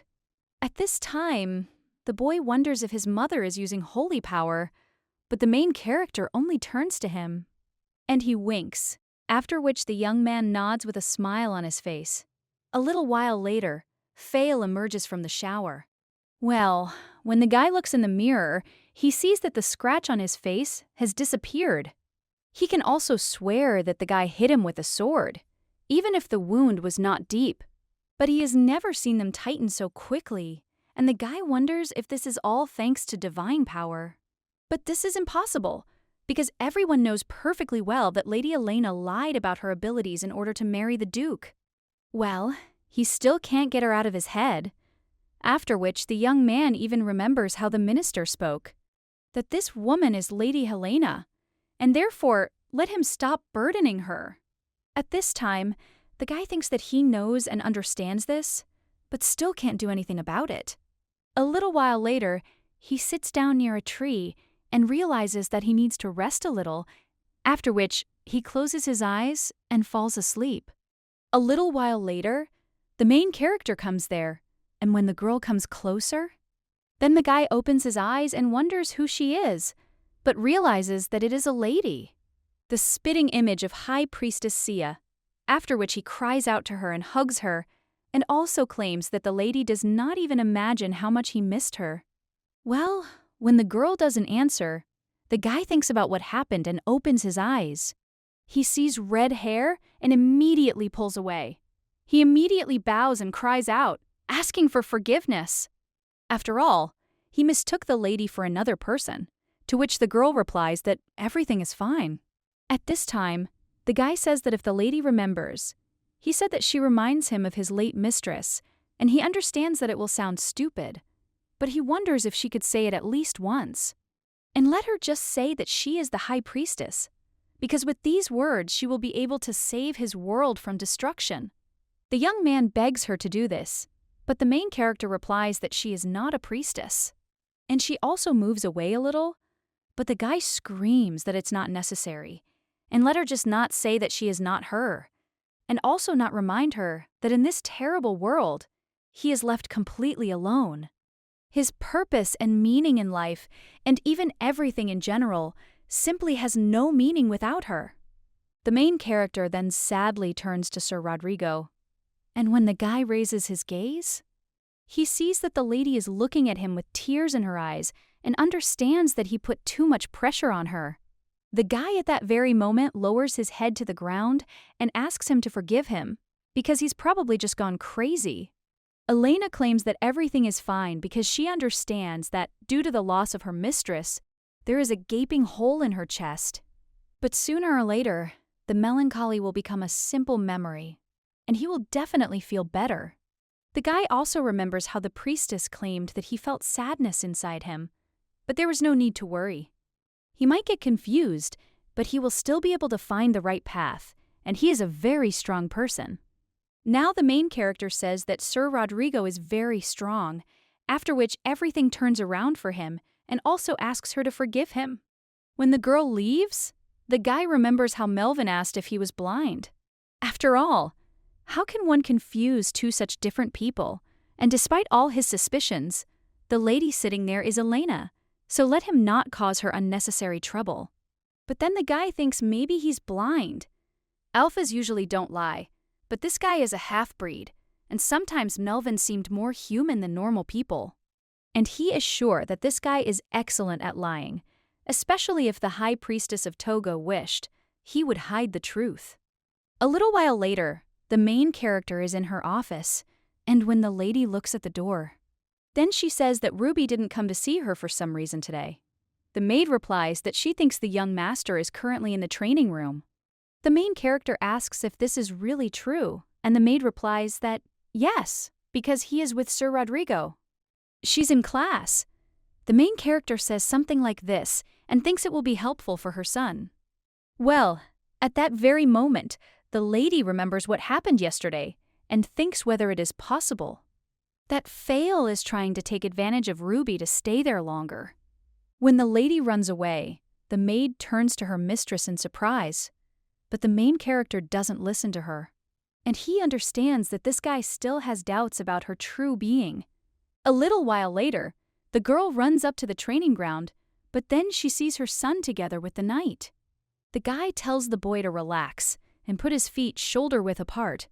At that moment, the young man sees his mother and goes towards her, and also claims that Sir Rodrigo offered him to study.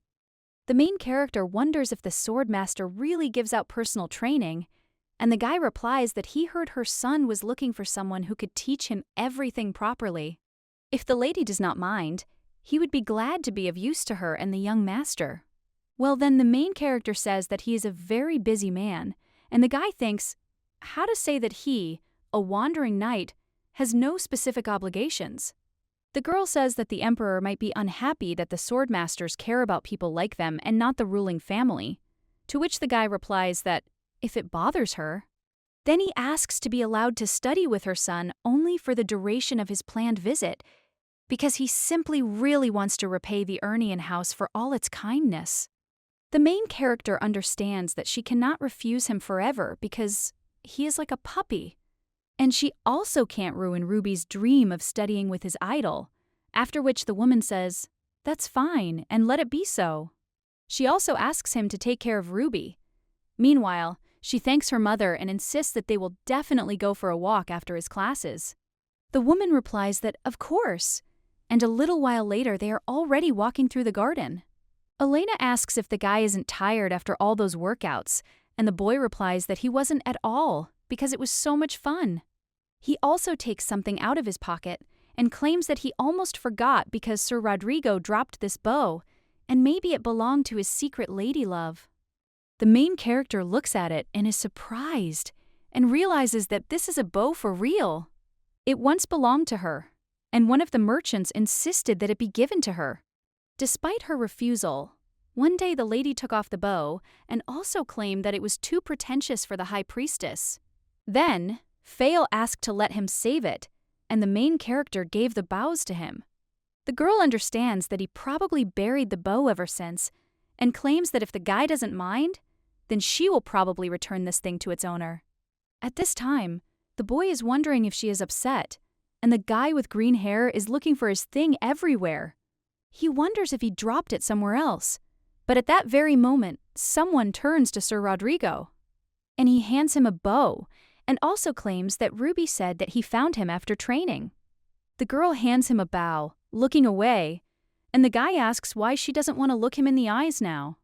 The lady understands that she cannot even imagine how painful it was for him to hide his feelings all these years. Fail asks to stop treating him like that, and it would be better if the lady despised him for being such a fool. Elena at the same moment asks how she can despise him when he has done nothing wrong. And the guy takes the bow from her hands and claims that he promises that from this moment on, he will never bother her, and also swears that now she has nothing to worry about. The main character claims that she has one question, and she is interested in why he is so persistently trying to find someone. After all, she has this feeling that he wouldn't mind putting his life on the line for this. The guy is wondering if it's really that obvious. He still is, lives under the same sky that the priestess once did, and stands on the same ground that she had to walk on. After which, the young man becomes interested in how he can forget her if everything around him reminds him of her name. Melvin at this time watches everything from the window, and a little while later when the main character returns to the estate. Then the guy turns to the lady and asks if she could spare him a minute. A little while later, they are already heading to the gazebo in the garden, and the elf says that it seems Rodrigo is not giving the lady a break.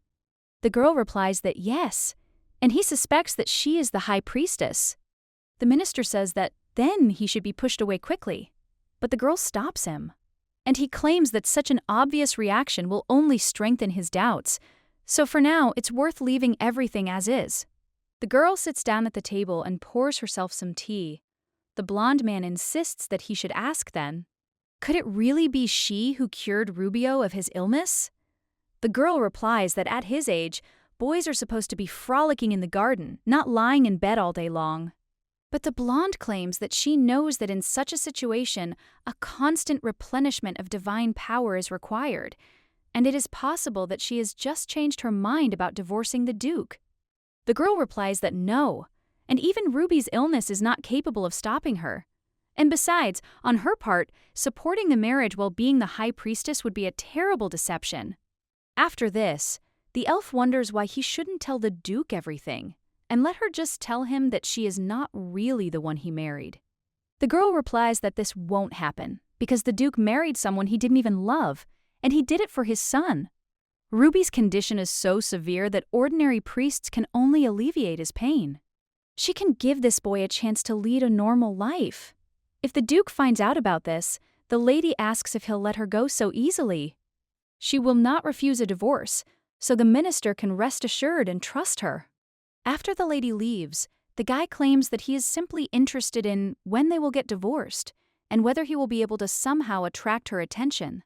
Meanwhile, the Duke watches everything from behind the bushes.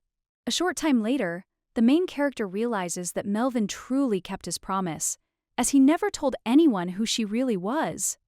But his prophetic abilities became more and more annoying because he knew every day when the ladies left the office, and also when something bad could happen to her and when she wanted to go for a walk. Elena understands that because of this, she was completely unable to avoid him. Although the Duke said that Melvin was only a minor inconvenience, in reality, the minister irritated him terribly. A little while later, the guy said that he had never even thought that the lady and Mr. Afaster were so close.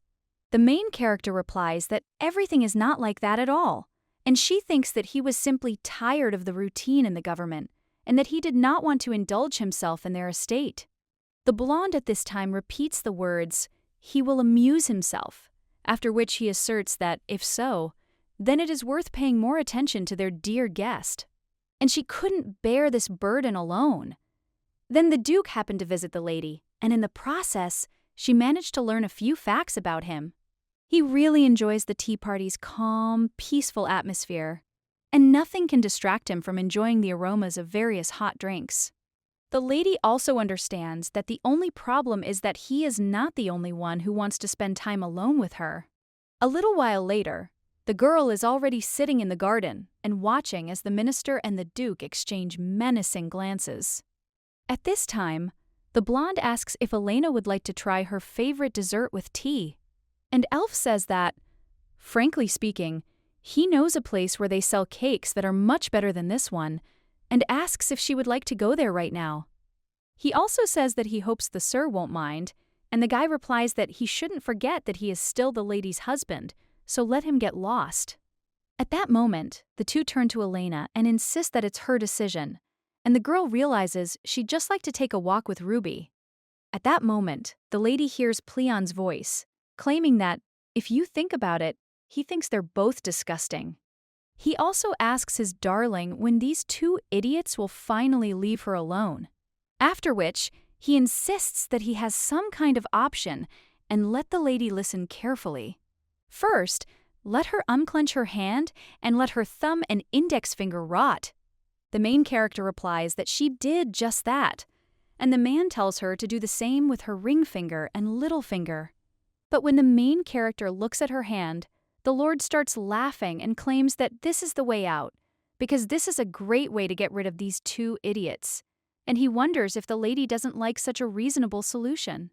The main character turns to the Lord in her thoughts and claims that he clearly has a different idea of the concept of rationality. At this time, the guys sitting opposite her see the gesture that the lady is showing, and the main character at the same moment hides her hand. And he wonders why he needs to choose just one, since both proposals seem very good. So the lady wondered why they weren't put into practice. In the end, Lord Pleon won. That same evening, the man asks if the lady sees that he said that his method should work, and the main character understands that she did not have to eat cake with either of them because they both referred to some urgent matters. At this time, the Lord claims that if these idiots start clinging to her again, then let the lady simply use his solution to the problem, and the main character understands that she needs to focus on work.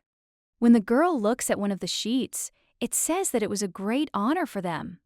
If the lady were to choose the flower of the year during the upcoming festival, and the girl realized that she seemed to be being asked to act as a judge at the flower festival, the girl also understands that this letter reminded her of her old house, in which the scent of flowers never disappeared. Her room was located at the very top of the eastern tower of the temple, so in the mornings it was always filled with sunlight and the wonderful scent of blossoming plants. The girls are also curious who got this place when she left the post of high priest. The girl also asks Lord Pleon if she can ask him something, to which the man replies that, of course, since he's never refused her, and if the lady wants to find another solution to the problem with those idiots, she should. The protagonist replies that she doesn't need that at all. Elena also thinks now is not the time for jokes and asks who currently occupies the high priest's seat. The man replies that it is the very child she chose. And the girl understands that then it must be Kellyan, and therefore this is encouraging. The main character recalls how a man approached the high priestess and asked how he would cope without her, since they all desperately needed her protection. Elena understands that he was reliable. The receiver, albeit rather soft and also relying too much on her support. The girl asks how he is doing and whether he is doing a good job in his job. In his opinion, well, her interlocutor is just silent and the main character asks if he is still there, but there is no answer.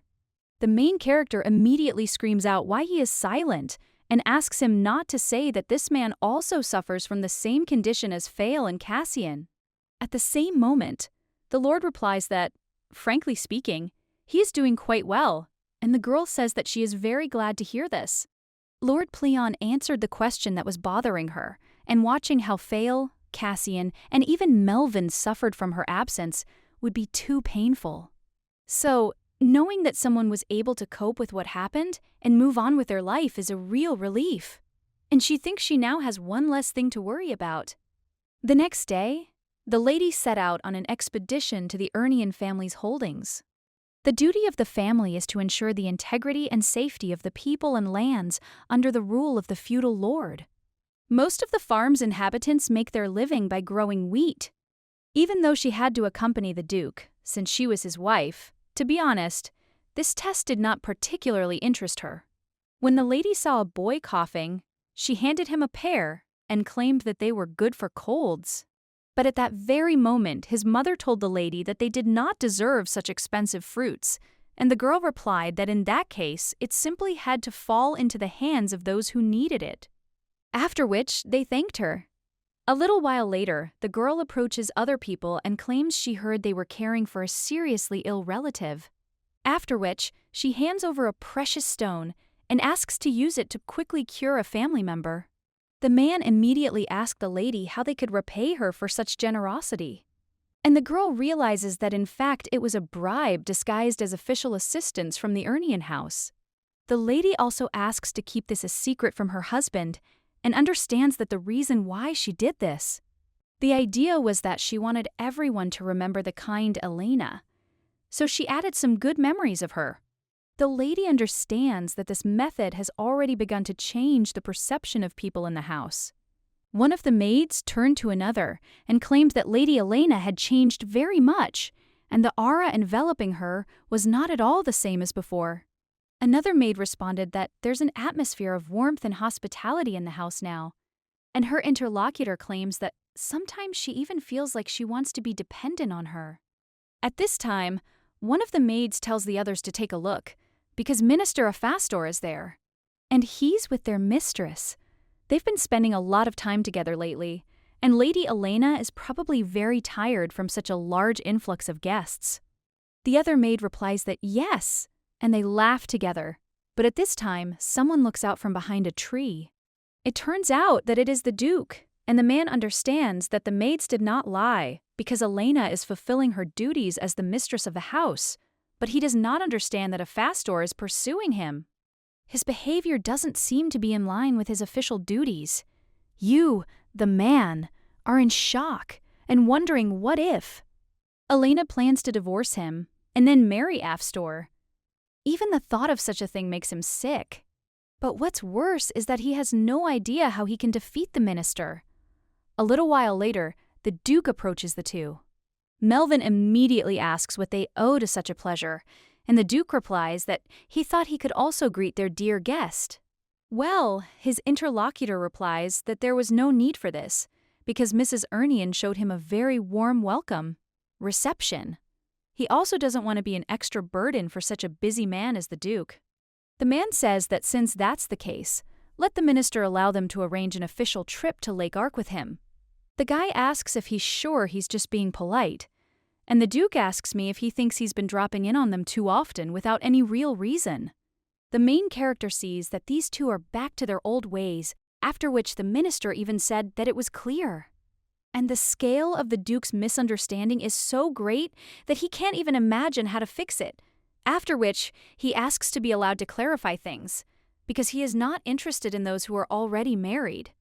The Duke asks if this is true, and the man replies that another woman has been kept in his heart for a long time. After which he winks at the main character, and the girl thinks that he will come in. After all, now she really feels sorry for the Duke, but she is glad that Melvin is the minister running the entire country. So there was no way he could stay in the Duke's estate forever.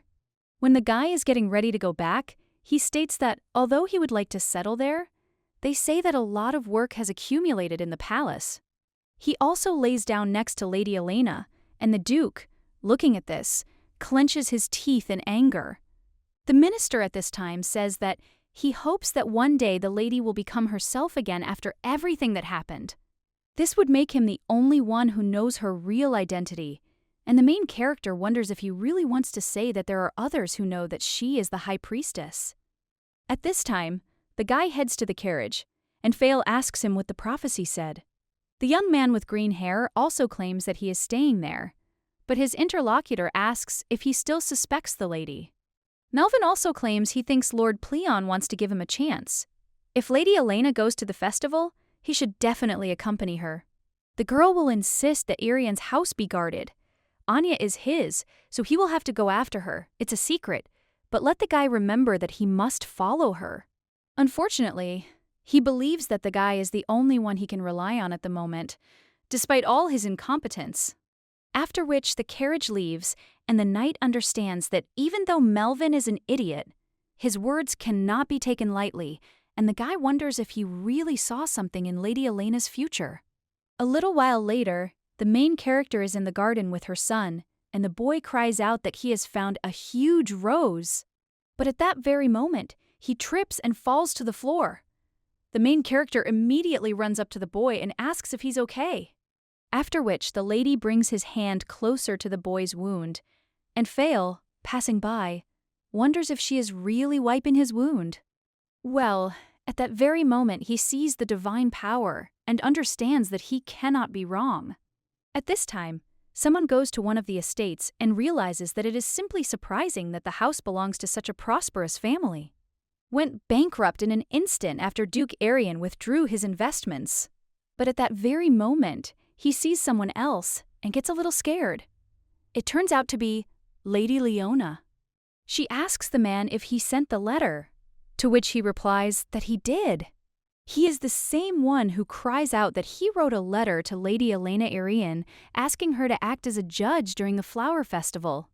The woman asks what she answered, and her interlocutor replies that the answer is positive. After which, the lady claims that this is wonderful and the guy is great and can be proud of himself. But after that, why did the man invite her to the festival? However, the lady glares at him menacingly, and she wonders why he became interested and whether he really thinks that she is plotting something against him. The man immediately cries out that it's not at all, and that he didn't have such a thing in his thoughts, because he's just worried about her. The girl replies that the fact that their estates have become impoverished does not mean that he is not indebted to them, to which he replies that of course, and he has not forgotten this. A little while later, the lady heads towards the jewelry box. When the girl looks at her, she sees that there is almost nothing left there, after which she throws the box on the floor. And she also screams that all their troubles are because of that lousy bedclothes. People pick up the dagger and understand that she is no matter what. He'll make her suffer. A little while later, the day of the flower festival arrives. The main character is there, after which someone turns to the lady and tells her that she needs to go there. The guy with green hair watches this, and also remembers the elf's words that if Lady Elena goes to the festival, then he should never let her out of his sight. And let the guy remember that he must be cunning. So now the young man is heading after her. At this time, someone screams about how many beautiful flowers there are, and the presenter. He suggests asking their guest of honor to choose the flower of the year, and the main character claims that they are all beautiful. But when she looks at the man, she wonders if he is feeling unwell and why he is sweating so much. The guy is a little nervous, and as the lady approaches him, the chandelier starts to shake. After which, the girl sees the chandelier falling on her. At the same moment, a shroud falls on the guests. After which, the rest of the people scream for them to leave quickly. But when one of them touches the floor, he asks what's on it, because it's some kind of sticky liquid. At that moment, he realizes it's fat. Leona stands with a candle at this time and smirks, after which he throws it onto the fabric. At that very moment, people screamed that a fire had started and that everyone should save themselves. After that, they began to run away. One of the men thinks that this girl has completely lost her mind, while the main character is trying to come to her senses. Lord Pleon turns to the lady and claims that she must get up because if she goes to the west, she will be able to get out. The main character realizes that her head is spinning and she wonders where the west is. After which, it completely collapses, but at the same moment, Fail grabs her and screams that the lady must go with him. The girl asks how Ser Rodrigo ended up there. But at that very moment, the lady cries out that he needs to go ahead, lest rumors spread if they were seen together. The guy asks why she despises him so much, which surprises the main character a little. Fail asks why she finds his company so repulsive that even in times of danger she tries to avoid help. The main character doesn't answer that it's not that simple and that she simply has security. But the guy claims that they were paid to leave her, and they left the hall as soon as the lady entered the stage.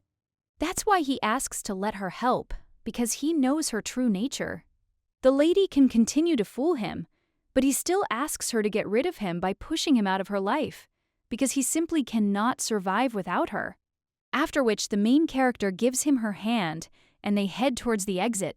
But at that very moment, the ceiling begins to crack and then collapses on them. Fail looks at all this with bewilderment, but at the same moment, the lady's hand begins to glow, and the girl wonders if this is really her divine power. A shield forms around the two of them, protecting them, and the main character wonders if this is the work of Lord Pleon. At this time, the Lord suggests that the lady admire him later, but now let her move her legs faster. As they move on, the girl thinks that it is simply impossible for the building to collapse so quickly, and most likely someone damaged the structure beforehand. Then the main character begins to walk even slower, because she realizes that it seems she has used too much divine power. Fail at this time apologizes for the rush, but claims that otherwise they will end up trapped. After which, he takes it all in the lady's hand and runs with her to the exit. The girl grabs him. After which, she realizes that looking back, she remembers that something similar happened in her past life. Once someone even set fire to the temple, because they refused to treat the elderly parents of that man. But he didn't know that even divine power couldn't overcome old age. When there was a fire, the girl cried out for the sick to be taken out of the temple first. At the same moment, the lady began to cough from the smoke that appeared during the fire. But at that very moment, someone grabbed her and claimed that it was now time for the lady to leave, so the guy asked her to follow him. The protagonist realizes that Fail hasn't changed at all. She wanted to free him, but perhaps it wasn't for his own good. And to calm her soul, the lady understands that it is apparently pointless to continue hiding her identity. A little while later, the swordmaster looks out of the window, and the main character is interested. Why did he bring it? Her in the guest house, and should we really worry about safety in Irian's house? The guy replies that it is impossible to say for sure whether the rest of the security was bribed. And frankly, he recommends temporarily taking refuge in a Fastor's house. The main character realizes that the guy has gone down on one knee. And he doesn't even want to pretend that she's not the high priestess. The girl claims that perhaps this would solve the problem. But she doesn't agree, because her presence in the minister's house without an official invitation could lead to a lot of rumors. She wouldn't want to put a spoke in her own wheel during a possible divorce. Fail happily asks, "It turns out that the lady was planning to break up with the Duke all this time." Elena asks why he was so happy about it, and the guy claims that the lady can, of course, condemn him for selfishness, but the news of her desire to get a divorce made him very happy. So he intends to make every effort to become her life partner in the future. The main character remembers asking the guy if he was going to stay in the temple until the end of his days without marrying anyone. The girl also said that it turns out that not only she will not have a chance, but the others will too. And the swordmaster claimed that then he would like to stay and become a support for her. But if he is not allowed to be nearby, then let the lady at least allow him to be in her shadow. The girl once again notices that he hasn't changed at all, the only thing that has changed. So now she knows about his feelings. At that very moment, the girl hears some sounds while looking out the window. Then he sees people in robes, and asks if this is really what she thinks it is. Fail replies that it's some kind of cult or pseudo-religion, which Melvin is trying so hard to eradicate. The main character wonders if this is really true. And the guy replies that they promise to revive the undead and ensure eternal life, thereby increasing the circle of their followers. Elena claims that it sounds pretty terrible, but then she sees red stripes.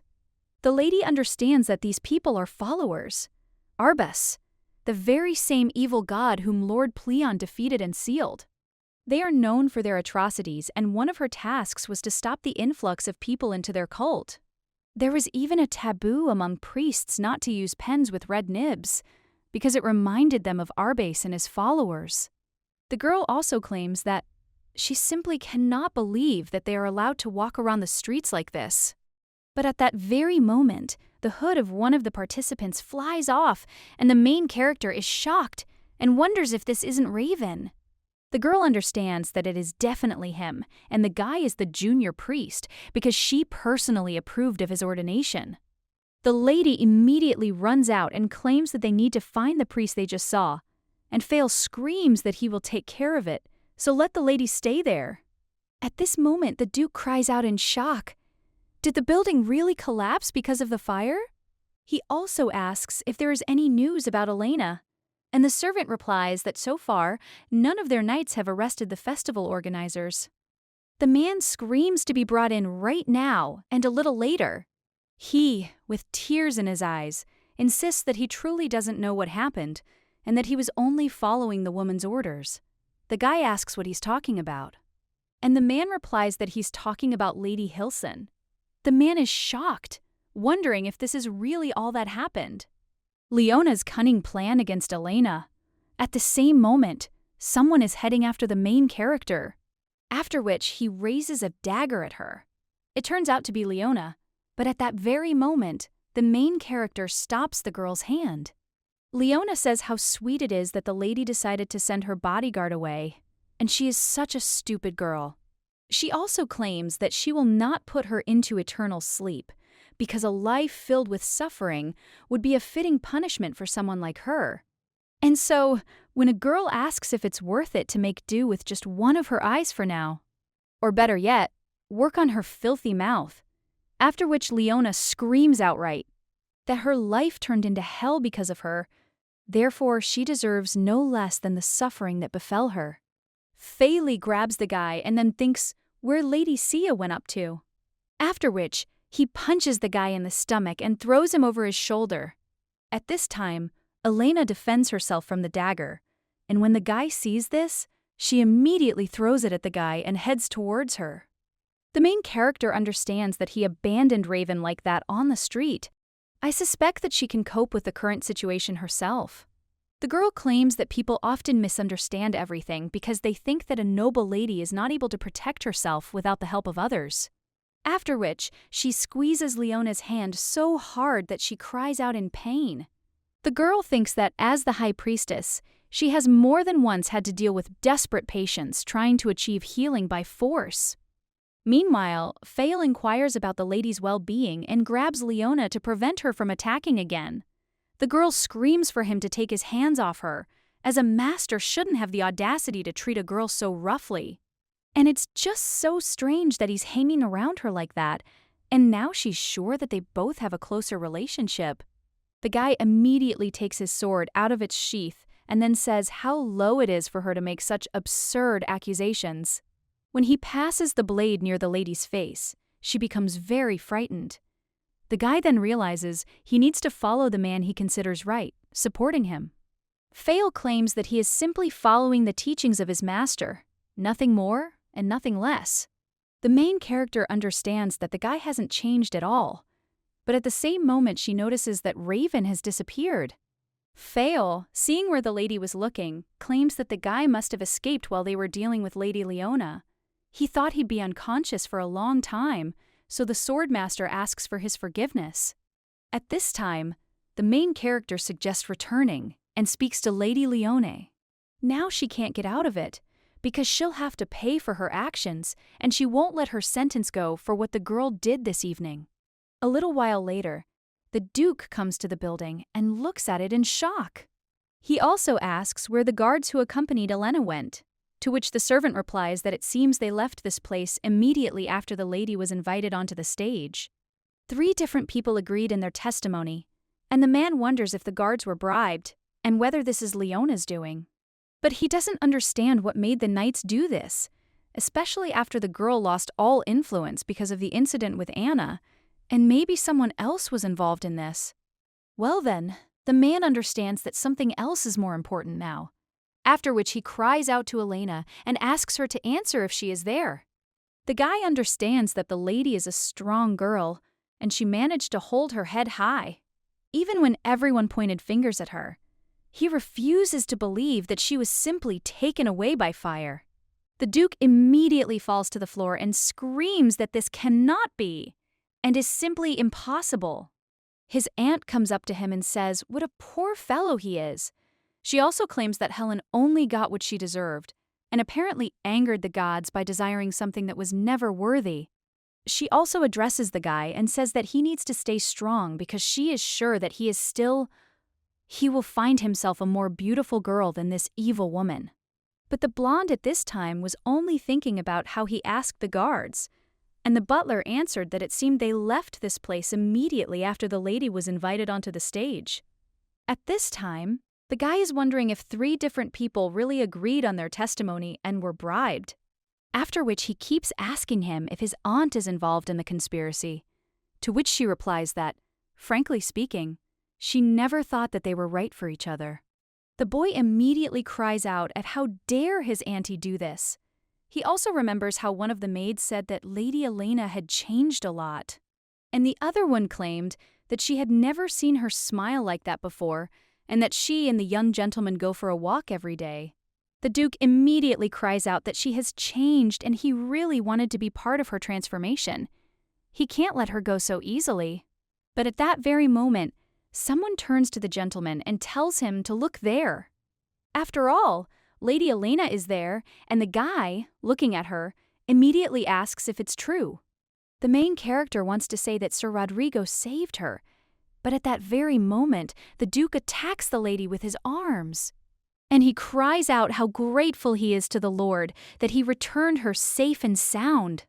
She has used up too much divine power today, and it seems that she is about to pass out when the Duke sees this and screams that they are returning to the estate right now and let them bring him a carriage immediately. At this time, the butler turns to the gentleman and asks, "What about those ladies?" At this time, the aunt turns to the guy, and the man tells him to take them to that place in the mansion. A short time later, the main character is lying in bed, and when the lady opens her eyes, the maid immediately asks if she's awake. Elena asks how long she slept. Her interlocutor notes that it was 2 whole days. The girl understands that this is most likely due to the fact that she abused her divine power. Well, at that very moment, the lady sees a boy next to her, and the maid claims that the young gentleman refused to leave the lady until she wakes up. The boy immediately gets up and asks his mother if everything is unnecessary and okay. The girl asks if he really thought she might not wake up, to which the young man replies that in no case, because he was completely confident in her abilities. Elena realizes that this boy most likely also knew that Elena didn't have divine power, but he didn't ask a single question about how she managed to cure him. The girl tells Ruby that he never asked her questions. The boy replies that he trusts his mother, and that's it. After all, she promised him she would definitely find a way to heal him. Meanwhile, the protagonist wonders if Elena truly valued Ruby. The girl also recalls how the lady with red hair claimed that the boy would soon be able to get out of bed and asked to give her a little more time. Elena understands that these are probably her memories right before the girl plunged into eternal sleep. The main character also thinks that making such a promise to the boy will make her, as the high priestess, able to cope with the boy's illness. At this time, the young man asks his mother what is going on, and the main character understands that there is only one sensible conclusion. Elena somehow learned that she would enter her body. A short time later, the Duke was sitting over papers.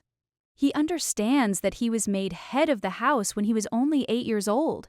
His aunt said she would ensure the boy inherited the peerage title, to become a duke like his father. The woman said that his enemies were her enemies. She even quarreled with the other aristocrats over the boy. The woman insisted that she would do everything possible to ensure they did not interfere with his future. And all the boy has to do is move forward knowing that he can count on her. Now the man bites his lip, thinking about his aunt, and understands that she will not escape imprisonment if she is found guilty of what happened. But the only aristocrat who knows about all this is Elena, if she agrees to show a little compassion to her aunt. At this time, the butler turns to the gentleman and claims that the minister has sent an invitation letter for Lady Elena. The guy asks if this is really an invitation, and the servant asks if he should give it directly to the lady. The Duke immediately snatches the letter and claims that he will do it himself, because he just needs to discuss some matters with her.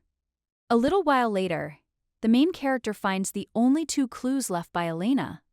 A girl approaches Lord Pleon and asks if there's a way to revive the one who is no longer alive. Her interlocutor replies that it would be against the laws of nature. And the lady understands that if someone really wants to break them, there are options for doing so. And so, she wonders if there's a possibility that such rituals could have been performed under the auspices of another god. The man then asks if she's talking about Arbus. The girl realizes that Arbus is an evil god and that Lord Pleon sealed him 1,000 years ago, but that being's power was so great that Lord Pleon had to use all his remaining power on Earth to protect the seal. The main character at this time looks at the dagger and says that this symbol is used by a pseudo-religion that has recently been joined by an increasing number of people, and maybe this is somehow connected with Arbus. Pleon replies that perhaps this is the case, so let the girl leave this investigation to him. The main character at this time looks at the book and claims that this could be an important clue, but it is difficult to understand. She needs someone strong enough to perform restoration magic, and she wonders if the minister is really her only option. At that very moment, the Duke knocks on the door, and when the lady emerges, she asks what it is. The blonde man replies that the minister sent her an invitation. And the main character understands that it must be all because of his prophetic abilities, and she is even interested in why the envelope is in such a state. The Duke says that by a coincidence, he happens to be free that day, so he asks if he can join her. And besides, the way this guy looked at her was terrible, but there is some place she should go to now.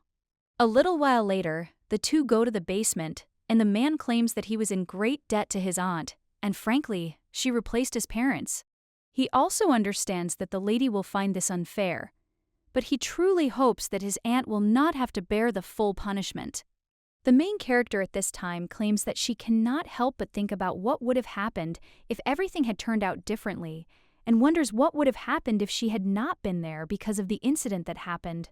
He would have said the same thing in front of her grave, and that is, he would have truly regretted her immersion in eternal sleep, but his aunt would still have been so dear to him that he would have been punished.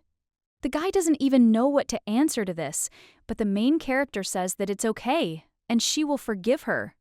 The Duke joyfully asks if this is true, but the girl replies that only on one condition. The girl claims that she wants him to give his consent for divorce. The blonde asks if he really has to choose between her and his aunt now, and the girl claims that Lady Cillian most likely planned all of this out of hatred for her. If she is not punished to the fullest extent, something similar may happen again. Then the only safe way out for her is to leave Arian's house. A short time later, the protagonist turns to Lady Cillian, and he asks what it's like for her to be there. But the woman only looks at her menacingly in response. From their first meeting, she disliked her. She immediately realized that her excessive greed would destroy the entire house of Arian. Her impulsive nature only added to the risk, but now she seems like a different person, assessing the situation soberly instead of lashing out. Frankly, she feels like her nephew is the most confused. And the woman wonders if it is possible that the girl is the same Elena she once knew. At this time, he only smiles and asks if she really believes that this has any meaning now. After this, the woman only smiles sadly and claims that the lady is right, because none of this matters. After which, the main character turns around and the woman just starts laughing madly. A little while later, the butler asks if the mistress called him, and the girl hands him a paper and tells him to give it to her husband. The man asks if these are divorce papers, and the lady insists that he must deliver them personally and asks if everything is clear. The girl understands that while she was preparing these papers for divorce, she found out that Elena, she was not only very rich, but also quite influential. She was a girl of noble birth, born into a respected family with the title of countess. So the main character looks in the mirror and thinks how much of a love-struck idiot you have to be to voluntarily give up all these privileges for the sake of marriage. Lord Pleon is happy at this time and says that the time has finally come for a divorce, but he is already fed up with this duke. At this time, the main character says that she understands why the Lord did not like Melvin, but she wonders why he hates Theron so much. The man replies that he avoided making a decision and felt he couldn't choose between losing his girlfriend and his aunt's deserved punishment. The Duke always tries to avoid responsibility and is a true coward.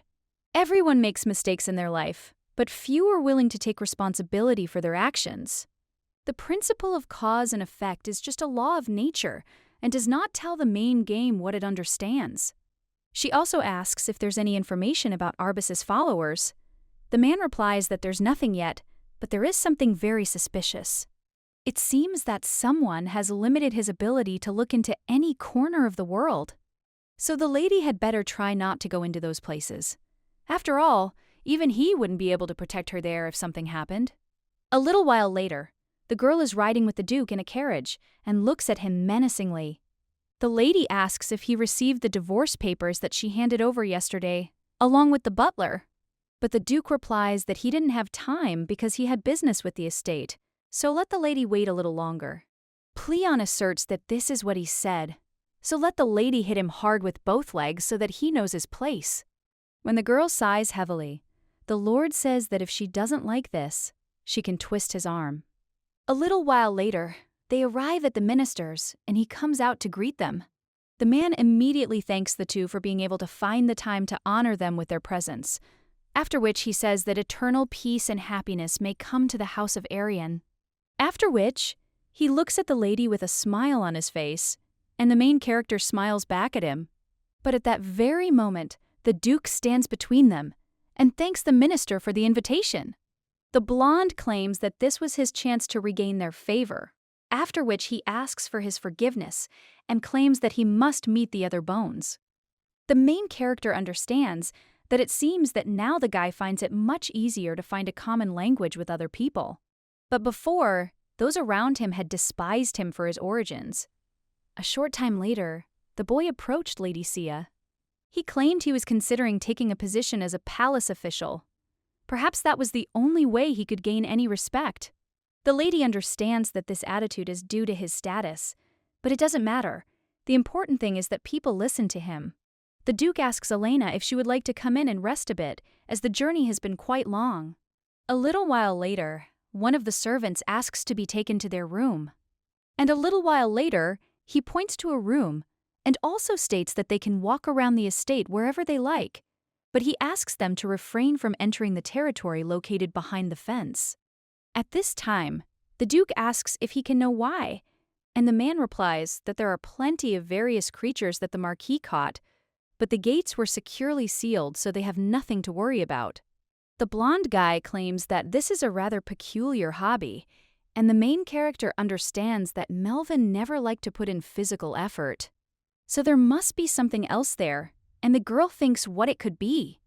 A little while later, she comes to this gate, and at that very moment someone whispers, "Did this damn elf create a wall, and did he deceive them?" But he promised that he would play with them. The main character turns around and realizes that she thought going in there wasn't the best idea. Well, when she goes further, she bumps into someone, and the man claims that he didn't even expect to see the lady alone. In such a remote part of the estate, after which the main character asks for forgiveness and claims that she just decided to take a walk. Well, at that very moment, the man presses her against a tree, and her main character, in shock, asks what he's doing. Her interlocutor replies that everything is quite simple, because his wife has long since plunged into eternal sleep and the Duke doesn't care about her. He also asks the lady if she thinks they would make a wonderful couple. But at that very moment, the Duke from behind screams out, "What the hell the man is doing?" which surprises him.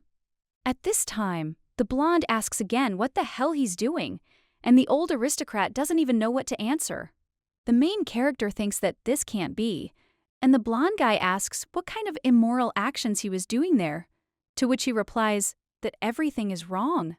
But the Duke twists him, after which everyone kicks him, and also tells him that he better not open his mouth again. Otherwise, all of high society would learn of his horrific exploits. From now on, he advises him to be smarter and think twice before approaching women. And he would at least be ashamed, after which the man says that it's okay and he understands, and then runs away. At that very moment, the guy begins to transform, and the main character realizes that it is Melvin. At this time, the guy claims that he should have chosen the guests better, so he asks for forgiveness. Elena claims that she could have handled it herself, to which the guy replies that this is true, but this bastard wasn't worth it. After which, the minister takes the lady's hand in his and suggests that she direct all her passion towards him, because he is confident that he can cope with all the hidden ardor of the days. The main character is a little embarrassed by this, and Lord Pleon asks if he was really serious about what it was, because it even made him shudder because it was so disgusting. He also claims that the lady is simply obliged to turn him down, because all she needs to do is respond with a good kick right between his legs. At this time, Melvin asks if Lord Pleon is really asking her to knee him in the intimate area now. He also claims that it is even funny, because the deity who likes such brute force is called the God of Peace, so he is not particularly surprised that their existence is full of injustice. At this time, the main character does not hear an answer from Lord Pleon, and whispers that he will not even say anything about this.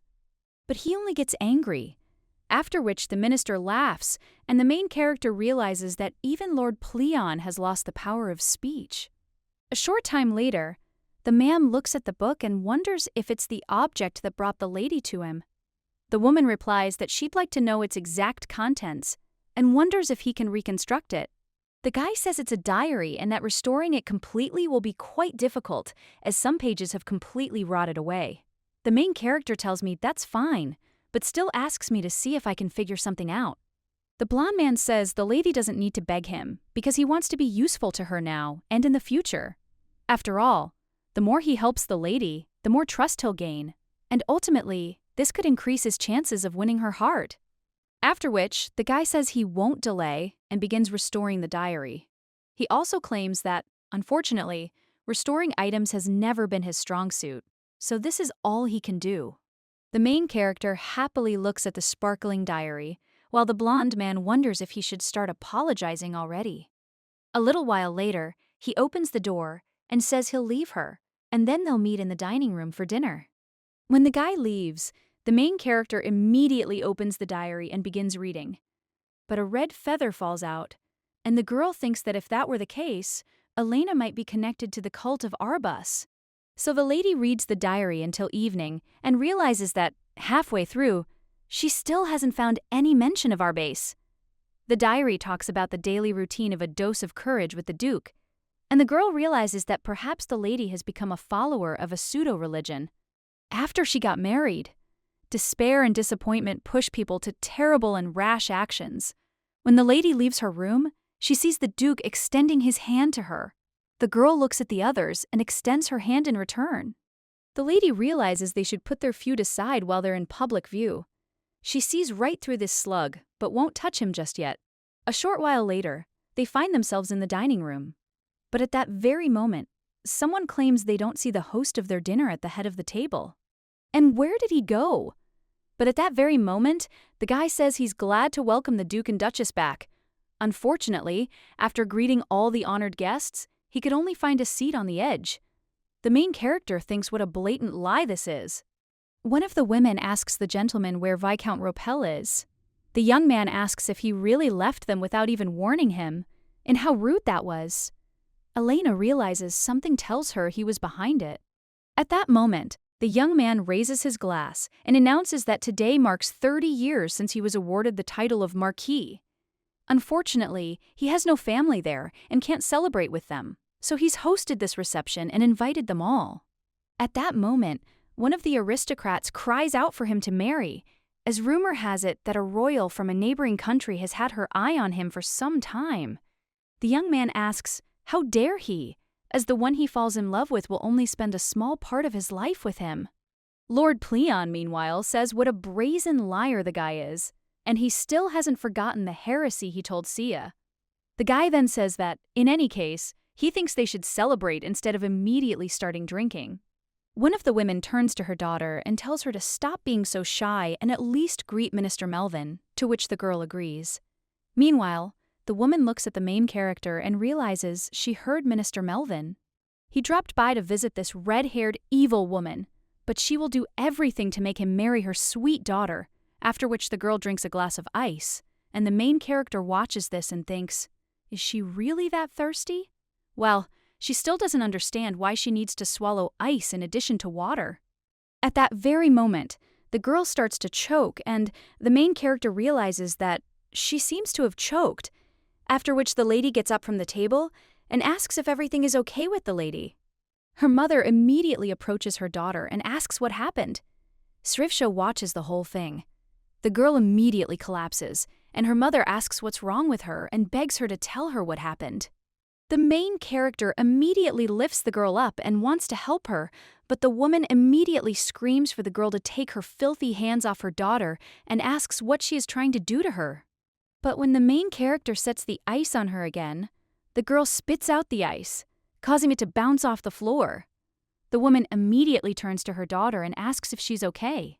The main character sees the girl breathing and realizes that, thank God, everything is fine and how lucky she is to have once seen a colleague in the temple save someone like that.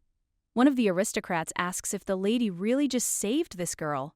And the other woman says that everything happened so quickly, and her interlocutor says that he has never seen anyone do that, so he thinks that Duchess Irian just miraculously saved the life of the young Lady Mayon. The woman then looks at the main character and realizes that, although she hates her with all her heart, she still claims to be deeply grateful to the lady for saving her daughter. Elena says that's not necessary, because she thinks anyone would do the same. The girl realizes it's rather strange to hear words of gratitude from someone who despises her. At that moment, someone tells the lady that it was impressive and asks her to tell her where she studied. Meanwhile, the protagonist notices Melvin leaving.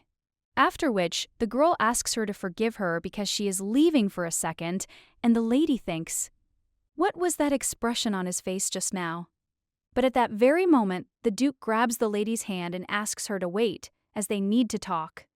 Elena merely pushes him away, insisting she has nothing to say to him. The Duke immediately cries out that this concerns their divorce, and the main character turns around and asks if he has finally made a decision, to which the guy replies that this is not entirely true. But he asks if it is possible that she will reconsider her decision if he promises to try to make up for all the unrequited love that she felt for him.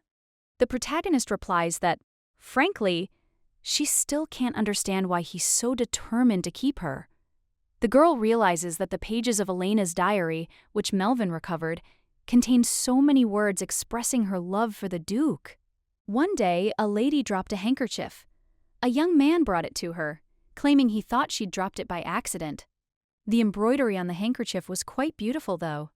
The lady first met him at the royal palace, and he complimented her on her mediocre needlework.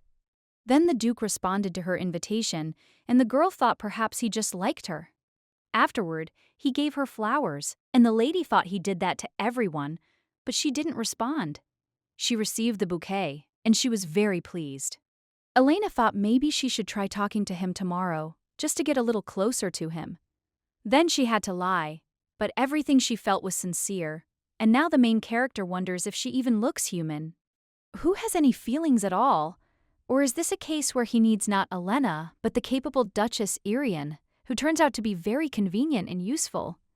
The Duke immediately cries out to Elena, But then he looks away and claims he's just trying. However, the protagonist then turns around and continues on. She realizes he's not trying to stop her, so she thinks his feelings aren't strong enough. A short time later, the girl is in the garden, searching for Melvin. The lady understands that no one can escape his prophetic power, but the elf is nowhere to be found, so she wonders where he's hiding. The guy emerges from behind a tree and asks why the lady has such a sweet voice again, as it hurts his soul. The main character then asks why the guy has become so sullen, and he says he shouldn't talk like that, as he's not a child anymore. At this time, the guy grabs the lady by the hand and the main character asks what he is doing, after which the blonde replies that he is strong enough to hold her hand like this, and he has the ability to lock the lady up and keep her away from prying eyes.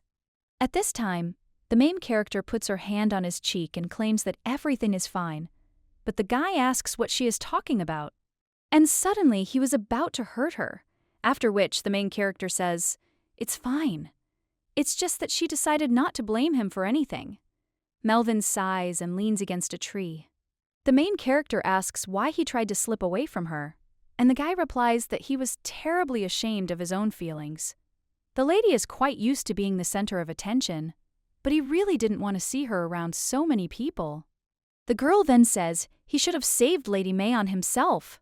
However, the boy replies that the more aristocrats the lady likes, the easier it will be for her to divorce him, and if he were in her place, he would be delighted to get rid of the Duke. Well, he thinks he should be above all this human nonsense. That's why he decided to take a more gentle path, and most importantly, he's doing all this so that people perceive him not as who he was before, but as who he has become. After all, he's a man now, with every right to be by her side, and he'll do his best to make sure she thinks only of him. He'll help her with whatever support she might need. The main character is embarrassed by these words. A short time later, the maid cries out to her mistress that an official from the royal court has just arrived. He seems to know of Lady Cillian's involvement in the arson case. But the main character asks, "What's wrong with Togo?" To which the maid replies that it seems that what happened at the festival attracted the attention of the ruling family. Elena understands that most likely it was Melvin who tried, and apparently this is what he meant by a gentle method. The Duke, meanwhile, cries out for these people to be thrown out of the estate. The butler addresses the gentleman with concern, but the man replies that no one dares search his house without good reason. After which he turns around completely, but then sees the main character in the window and looks away. Elena understands that most likely he still cannot choose whose side to take, and the Duke has the opportunity to get rid of all the hives. If this happens, the conditions she set for him will lose their force, and the protagonist realizes that arson alone is apparently not enough to stop the Duke, so she needs to find other leverage. The girl also asks the maid to leave her alone, agreeing to something. The girl picks up the diary and realizes that Lady Cillian despised Elena, so she doesn't think the arson was an attempt to get rid of an unwanted relative. The girl also sees on one page that Elena woke up after lying unconscious for 3 days.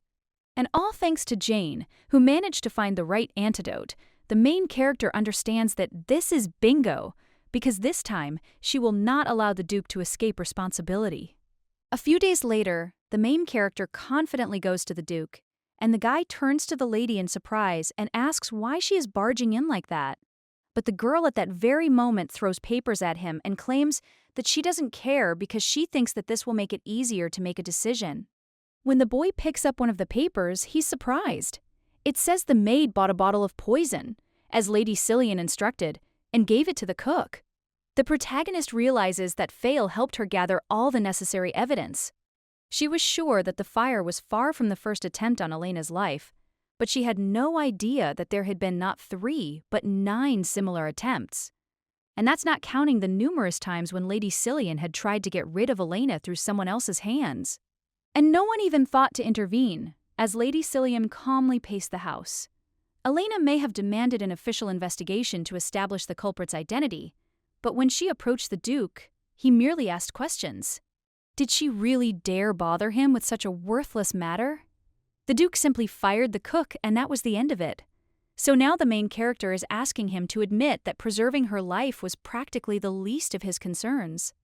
The Duke at that moment cries out to Elena, and the girl says that perhaps she lacks mercy, but at least she thinks clearly enough and let him just sign the papers, after which she can promise that she will turn a blind eye to all these attempts on his life. The girl understands that if he's incapable of making his own decisions, he has to obey someone else's orders. He simply can't shirk responsibility forever. A little while later, the main character leaves the room, and Fail immediately asks how everything went, but Elena suggests finding a quieter place and discussing everything there. A little while later, they sit down at a table in the garden, and Fail happily announces that he really did sign the papers, which is very good. Meanwhile, the main character is lost in thought. She recalls the Duke saying that it was fine and he would back down, but still insisting that they maintain their marriage. The lady realizes his words were completely at odds with his actions, her interlocutor asks. Has she found a place to stay after the divorce? He'd be happy if they rented a nice estate on the outskirts of the capital. The girl replies that no, and that's fine, since Elena has her own mansion. The girl also says she's refusing not because she dislikes him, but the guy says everything is fine and asks when she plans to leave. Elena replies that there's no point in wasting time, so she won't be there tomorrow. She also thinks that today will be the last time she'll see Irian's house. That same evening, the maid quickly gathers all of her mistress's things and says she'll need them all. She also needs a spare dress. The girl looks at her reflection and understands that most likely Elena did not want a divorce, even despite everything that happened. But even though her will is important to her, she is not herself, and it is difficult for her to live the same life. The lady realizes she will continue to act as Sia after leaving the Duke's house. Afterward, the protagonist rises from her seat and apologizes to the maid for forcing her to work at such a time and asks if she can help her. The maid is a little surprised by this and says, "It's not at all," after which she asks if the lady will take her with her. She also asks to be allowed to work in her new home and hopes the lady wasn't looking for a replacement and simply wanted to continue looking after her. The main character immediately hugs the maid and claims that while her married life was far from peaceful, thanks to her she had to worry much less.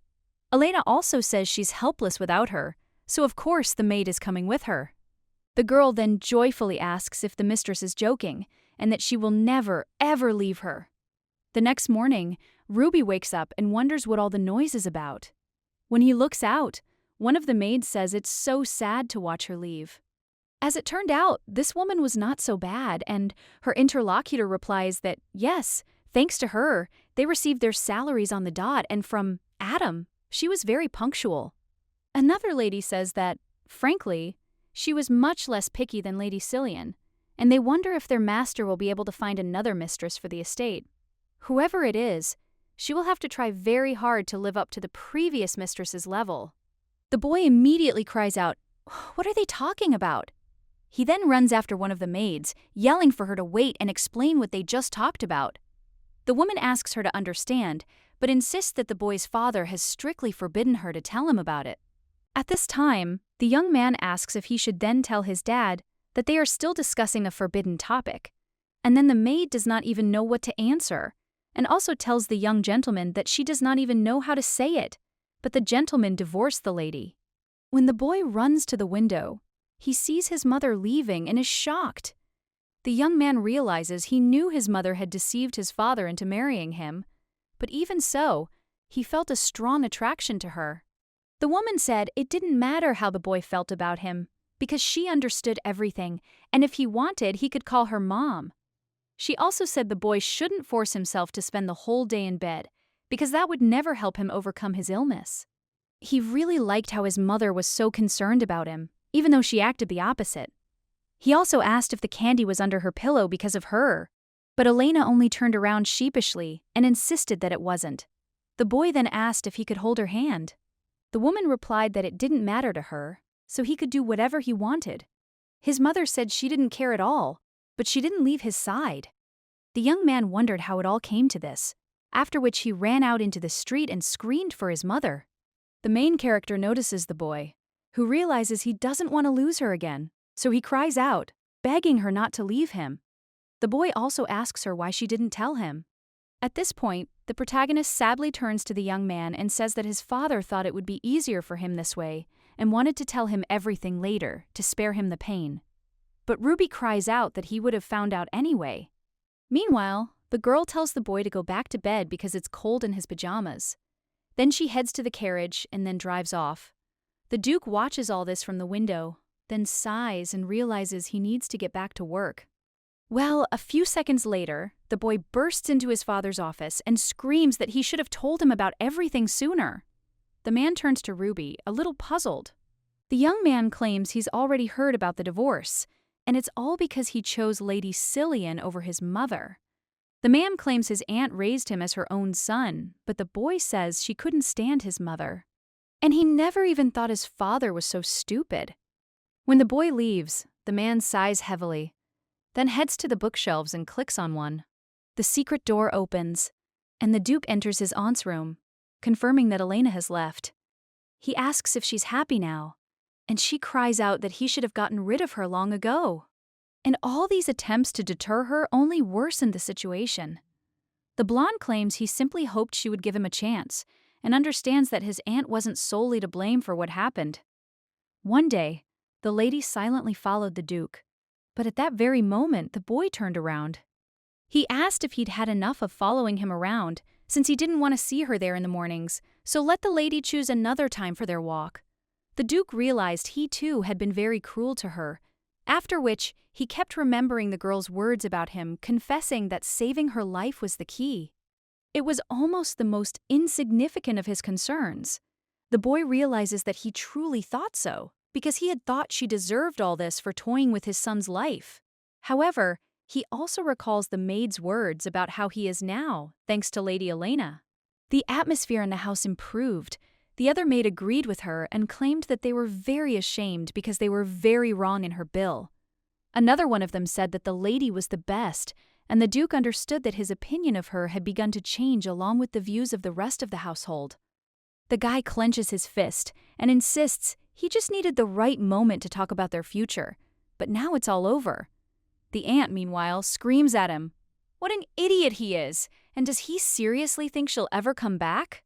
His aunt for everything, but it was he who first started treating Elena terribly, so who should be blamed is only him. Hey, the guy thinks what a cowardly idiot he is. The main character exits the carriage at this point, after which the servants greet the lady. Welcome back, they say, and say they're so glad to see her. Elena, I have this strange feeling, because she doesn't know them, but thanks to her memories, she feels like they're familiar. The maid says the lady is probably exhausted from the journey home, so they've prepared a bath. The cook insists the lady is most likely starving, so just tell her what to cook for her, and he'll do it. At that moment, the two exchange glances. The man immediately exclaims, Why on earth would the mistress take a bath before dinner?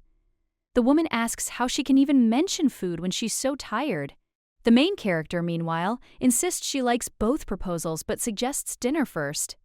After all, she got hungry on the way there. The servants are surprised by this, claiming that her speech has changed and her face looks completely different. The protagonist then looks at them a little puzzled and realizes she needs to be careful, as Elena has spent a lot of time with these people. Her gaze. The protagonist wonders if the woman has really figured it out. But at that very moment, the lady sees tears in her eyes, and the woman wonders if the difficulties of her married life have really changed her so much. Meanwhile, the cook, with tears in his eyes, comments on how thin the lady has become.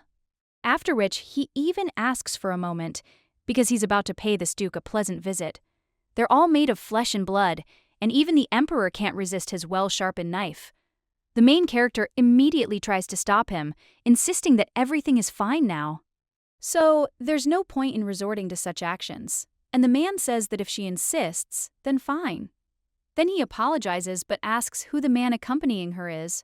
The boy replies that his name is Fael Rodrigo, a knight-errant, and that he's fortunate to have been able to be of service to Lady Elena.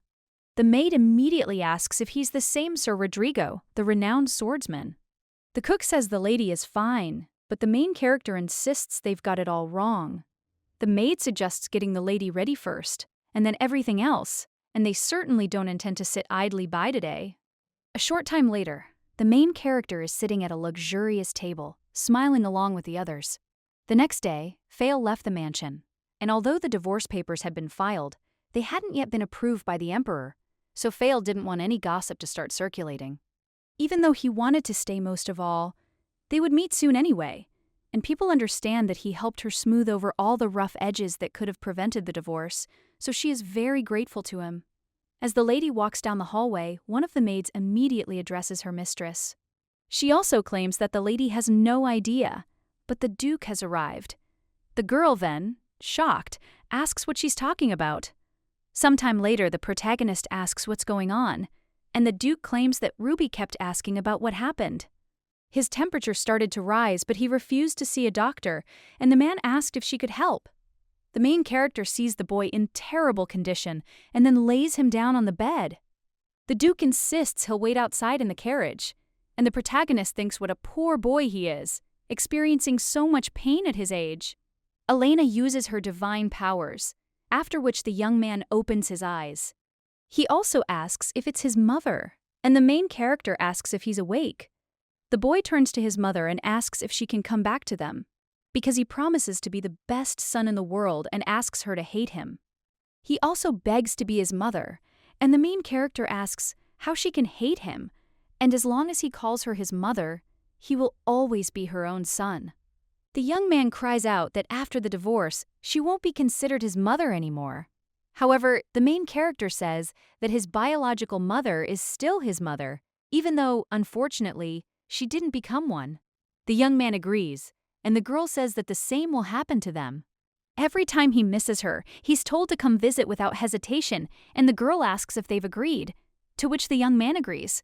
A short time later, the butler approaches the master and confirms that his son is returning.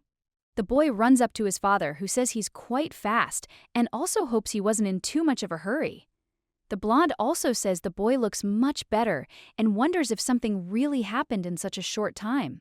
The boy asks if this is true and claims he thinks he feels much calmer now because his mommy is still his mommy. He then tells his dad that they should go back, and the man says it's true. Lord Pleon then says that even little Ruby has... He managed to change to accept reality, but he still couldn't understand why it was like this. The girl replied that it didn't matter, since she had no feelings left. The next day, one of the maids said how shameless the Duke was, since he dragged his son there after the divorce. Another maid says that's true, because he's simply using the boy to win their mistress back, and in fact, the child isn't related to their mistress. The woman also says that she's leading their mistress to remain single. Well, another maid says their marriage was official after all. The woman says the union is already dissolved, so she's sure the lady is still as beautiful and lonely as ever. Another maid says she thinks the title lady sounds a bit simple and unimpressive. Her interlocutor replies that it is indeed, and she will soon inherit her father's warmth, so one of the maids asks how they should address her then.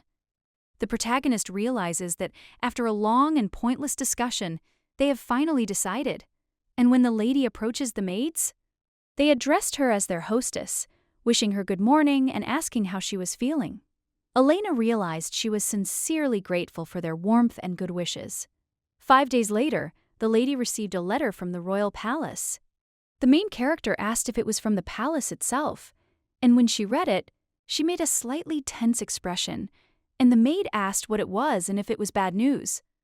The main character replied that the royal court had summoned her to appear before the emperor. The maid immediately cries out, wondering if this means the ruler won't approve of their divorce. Elena realizes that, if she thinks about it that way, the marriage and divorce processes are outside the ruler's jurisdiction. However, he could contribute to the delay in processing the documents, and he retained these powers due to the fact that divorce among the aristocracy is accompanied by a shift in power within the country. The girl also recalls the Duke saying he would now retreat. But he still doesn't like the idea of divorce, and now it dawns on her what he meant, so she thinks what a scoundrel he is for stabbing her so shamelessly in the back. The maid immediately asks what they should do, and whether they really have to return to the Duke's estate. Elena replies that she won't, and that they'll simply have to choose a slightly different path now, but they're moving steadily and confidently toward their goal. The lady also says she'll be going to the palace, so she asks for everything to be prepared. to which the girl agrees, and a short time later, the lady greets His Majesty. The man asks the lady to come in and sits down, after which the main character does just that and apologizes for keeping His Majesty waiting. The man replies that everything is fine and says his curiosity compelled him to come. To be honest, he was very interested in this issue, and there was always talk that it would be the Duke who would seek a divorce, but not the other way around, and he simply could not understand how the Duke should have behaved towards her in order for the initiative to dissolve the marriage to be taken. The girl claims she simply ran out of patience, and His Majesty says he means that the lady was so deeply in love with the Duke that he's curious about what could have changed her feelings. The girl says that her burning passion clouded her judgment. However, she was able to regain her mind after all those incidents that threatened her life, after which His Majesty looked at the Duke in surprise and said that then nothing could be done since she insisted, but he would really like their union to be preserved. A divorce between two high-ranking aristocrats would simply shake the empire.